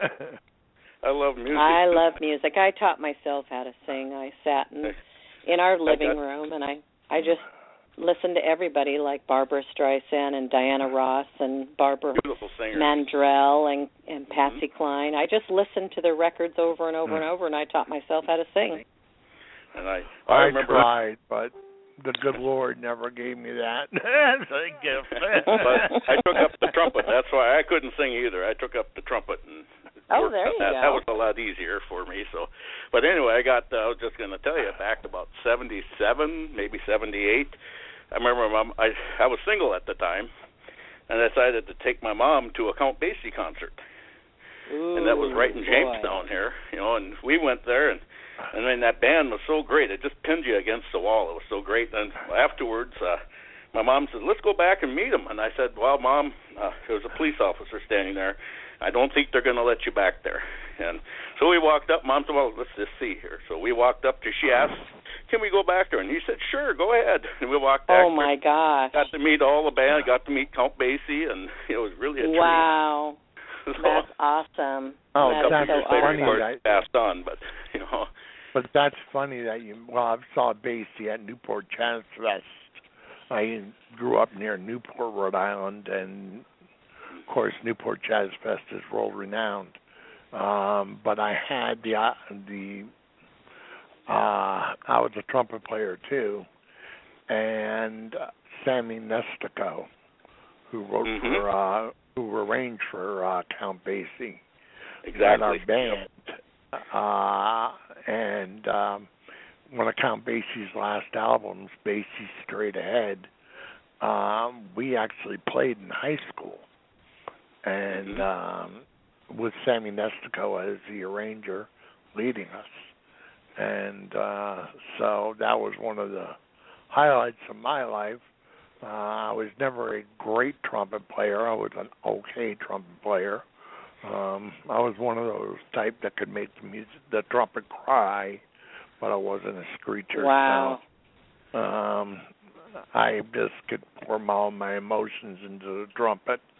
And that was my gift and my great-grandfather played in the original John Phillips band. Oh, wow.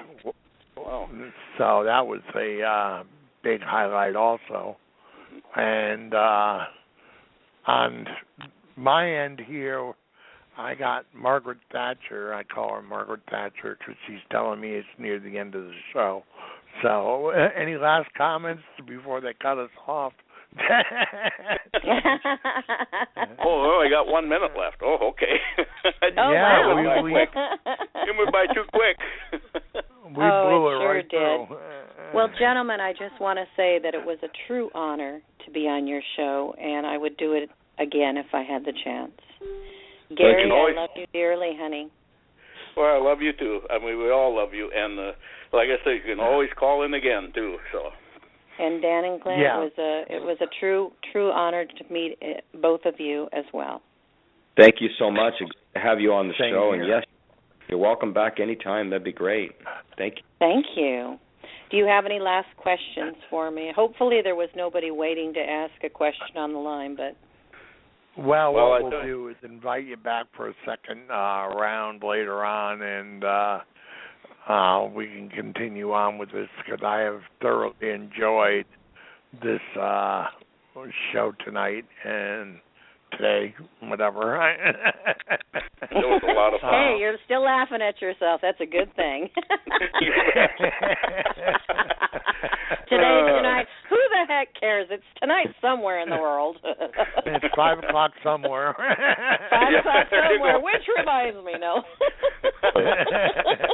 It's Margaritaville time. There you go. Getting there. I'm the Floridian, so. Yeehaw.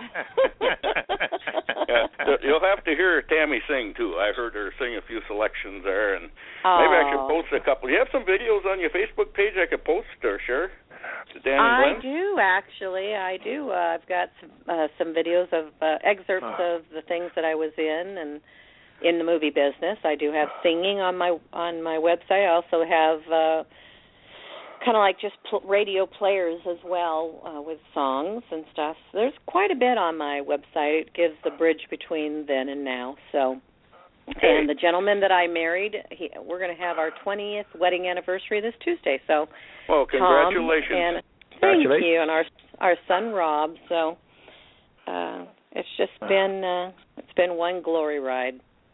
Mm-hmm. Maybe we can even get your husband on sometime, too. You know. Hey, there you go. Well, let me tell you who he is. He's the great-grandson from the President of Mexico, and his grandfather rode with Pancho Villa. Oh, okay. Get this, my fiance was born in Pancho Villa's hideout in Tucson, Arizona. Wow. It's a small world here. Yes, it is. Well, you guys make sure that I get a recording of this, because I'm going to put it on my website for everyone to hear. Please make sure that I get that, an MP3. This goes into archives automatically, and if you just go to onto Blog Talk Radio and then go to Continued for Truth Radio, and then just follow down to Saturday Symposium. It's right there on archive, so you can record it and do whatever you want. Yeah, I can put it on a... Gary, you'll shoot me a URL on that in a instant message, would you? Sure will. Yeah, I know that. We'll do that. It was a going bit from of here to here to here to here got me mixed up from here. It's like a ping pong ball. I will do that for you. I think. Wait, who's on third? Hey, what's on second?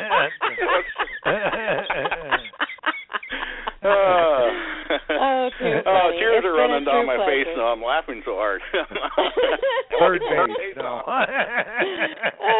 Just let me know who's on second. I don't know. And I don't give a darn. No, he's left field. All right, guys, I'll let you go. You guys have a blessed day, and just remember, can't got stuck in the mud, and it's still there. Choose another way. Amen. Exactly. Amen. Thank you, God bless, and everything that's gone past the showtime will remain on archives. I think we have an extra 15 minutes which we can survive before Margaret Thatcher comes on my headset and cuts me off. I call her Margaret Thatcher because she has a British accent. So he lets us know when it's showtime too. There you go. Well, I'm going to let you guys go. I got to get ready for the day. I got to go to the store, and I have to do all of those things that everybody else does. Okay, and again, it was a great honor to have you on. It was so much fun. Just a blast. I just enjoyed this immensely. So, again, God bless. I love you too. God bless you. God bless you both. God bless all three of you. And God bless you. Well, we had a wonderful time. Thank you. I did Take too. care. All righty. Bye-bye. Bye-bye now. Bye-bye. What do you guys think? That was it was fun, wasn't it? Enjoyable show, and I was amazed at how many things, how her life and my life paralleled each other so much in so many different ways, except for the talent aspect. I fucking did it. Well, I learned a lot from her today. I mean, she was really, has accomplished a lot in her life. Tremendous amount. More than vast majority of people do. So. Well, yeah, the composites, and I'd like to talk to our audience a little bit about this. You hear me mentioning John Boyd over and over and over again. There's a reason behind it. Our modern military today is owed to him, and he is the father of the F-16 and the FA-18.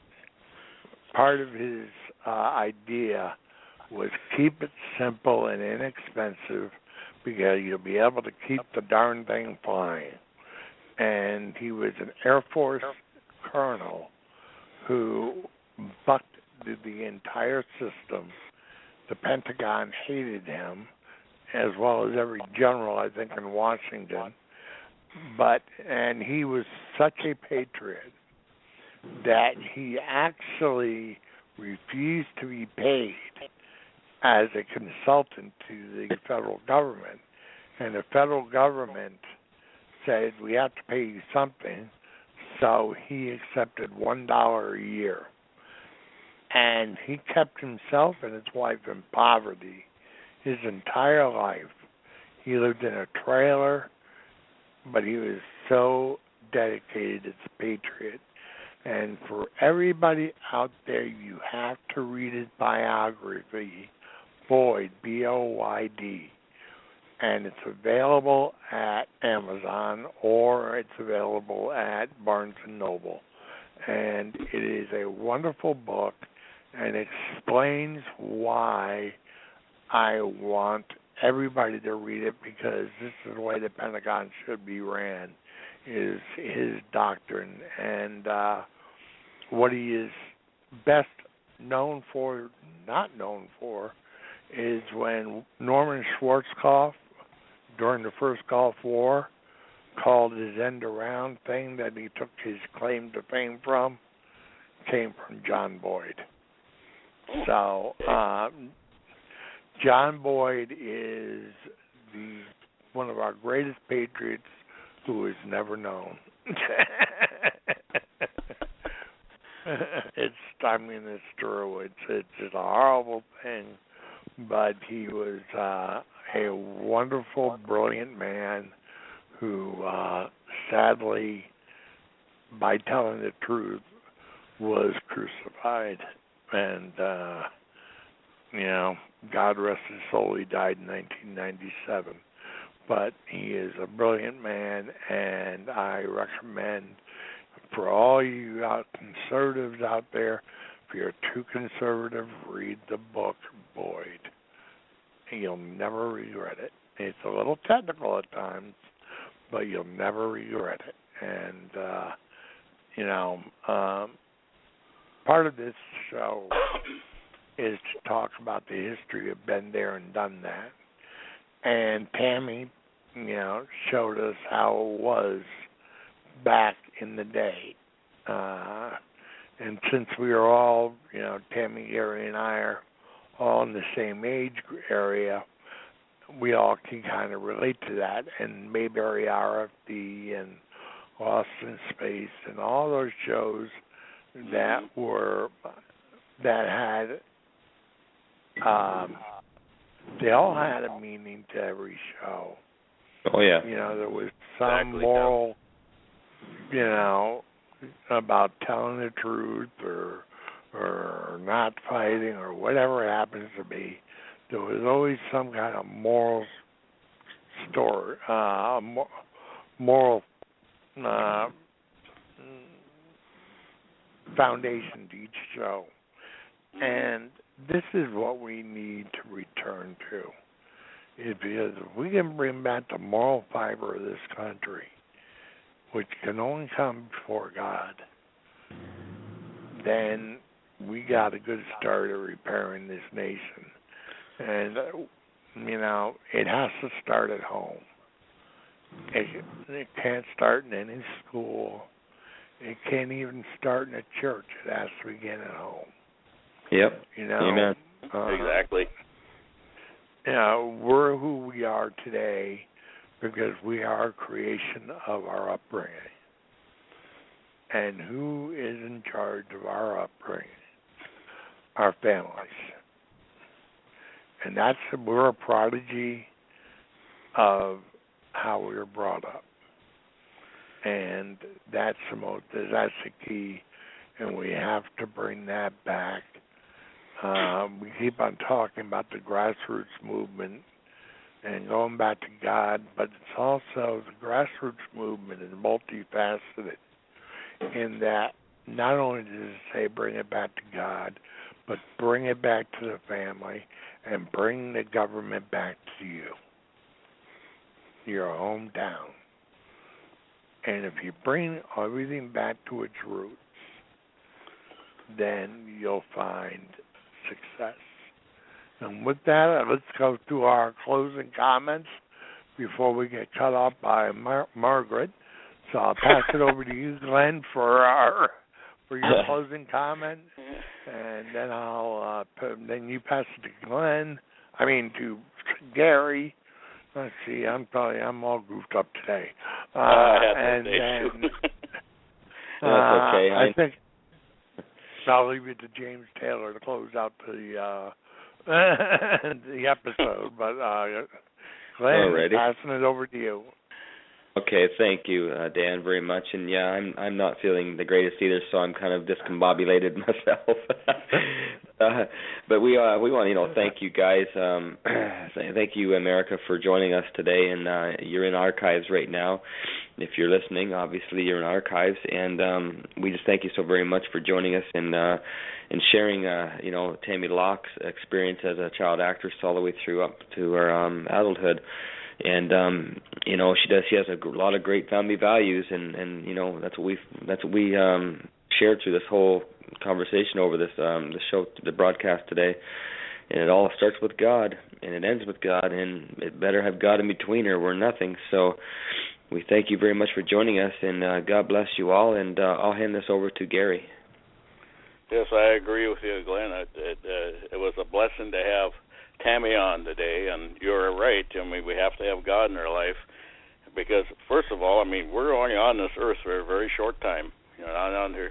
But heaven is eternity, and I definitely want to go to heaven.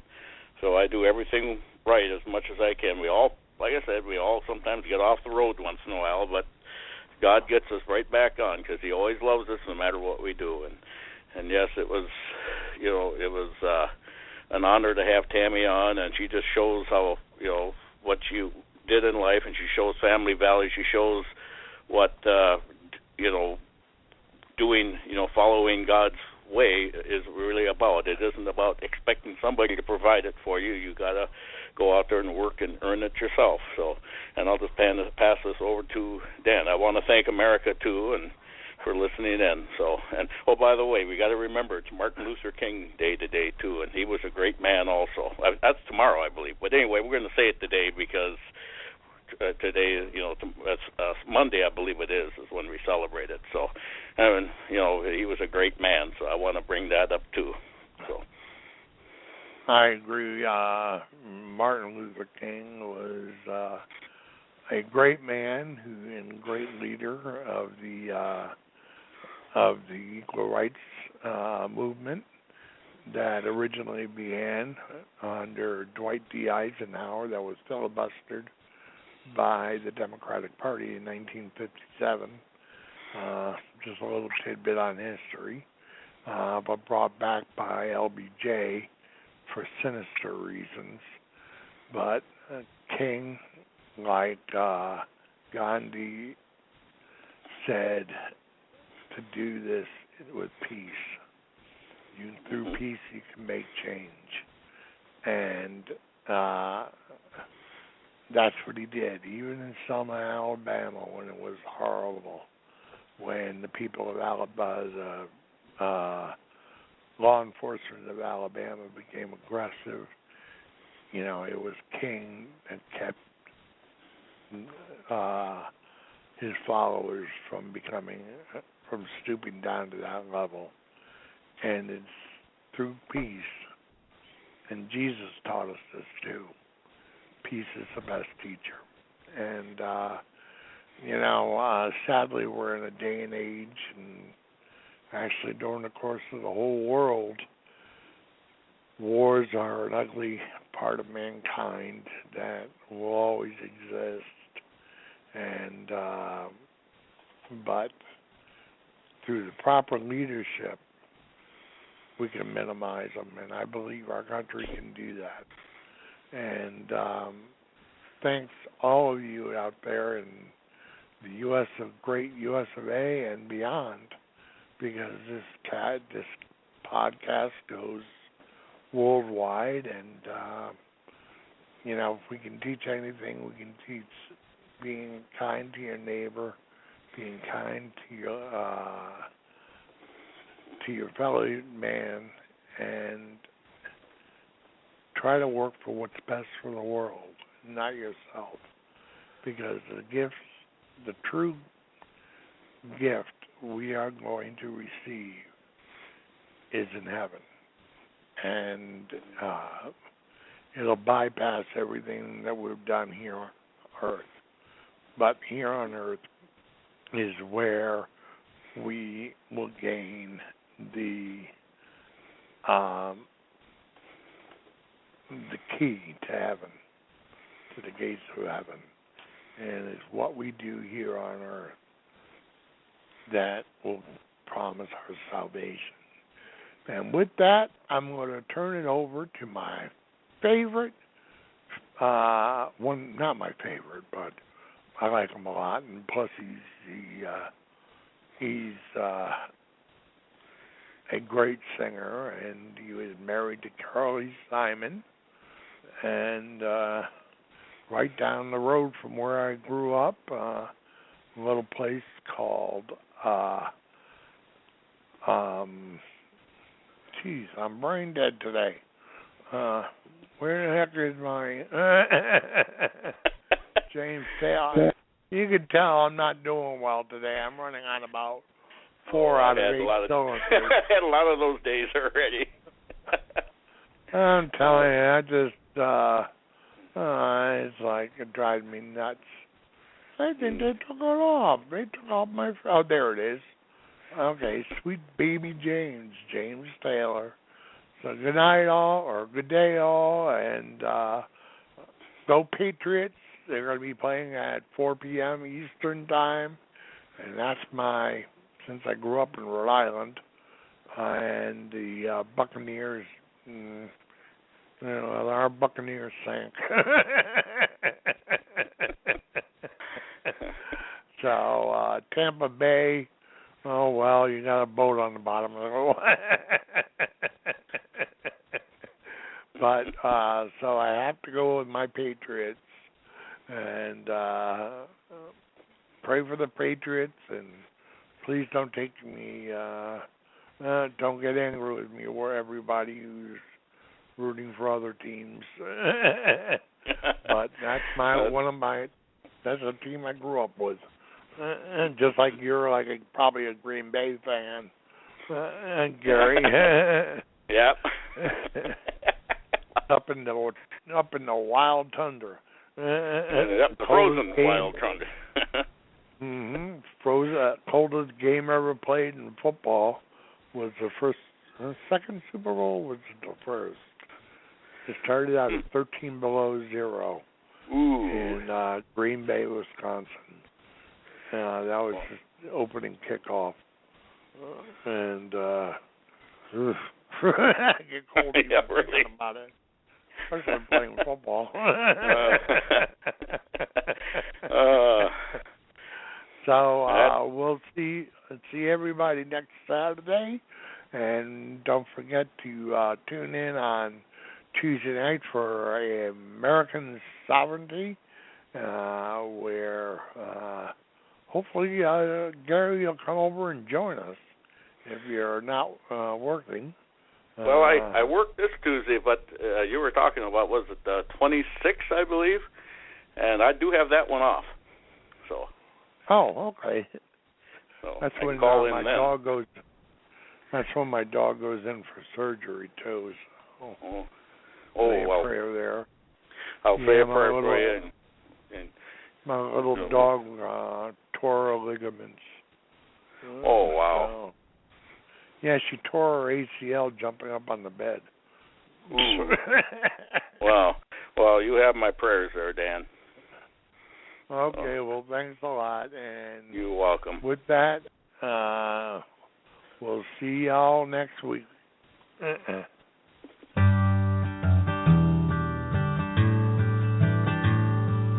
is a young cowboy who lives on the range. His horse and his cattle are his only companions. He works in the saddle and he sleeps in the canyon, waiting for summer, his pastures to change.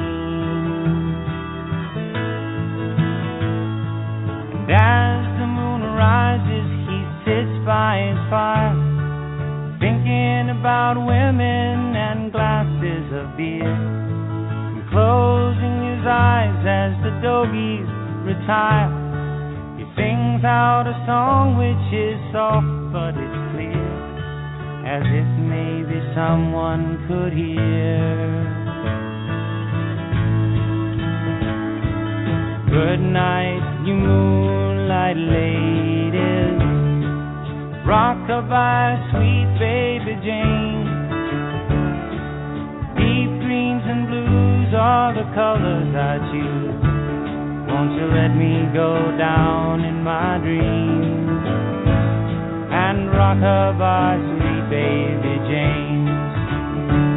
Now the 1st of December was covered with snow, so was the turnpike from Stockbridge to Boston. Lord, the Berkshires seemed dreamlike on account of that frosting. With 10 miles behind me and 10,000 more to go.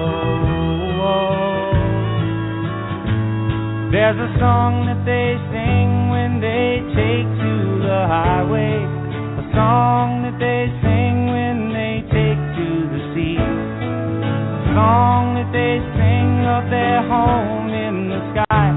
Maybe you can believe it if it helps you to sleep. Singing works just fine for me. So good night, you moonlight ladies, rock-a-bye, sweet baby Jane. Beet greens and blues are the colors I choose. Won't you let me go down in my dreams and rock-a-bye, sweet baby Jane?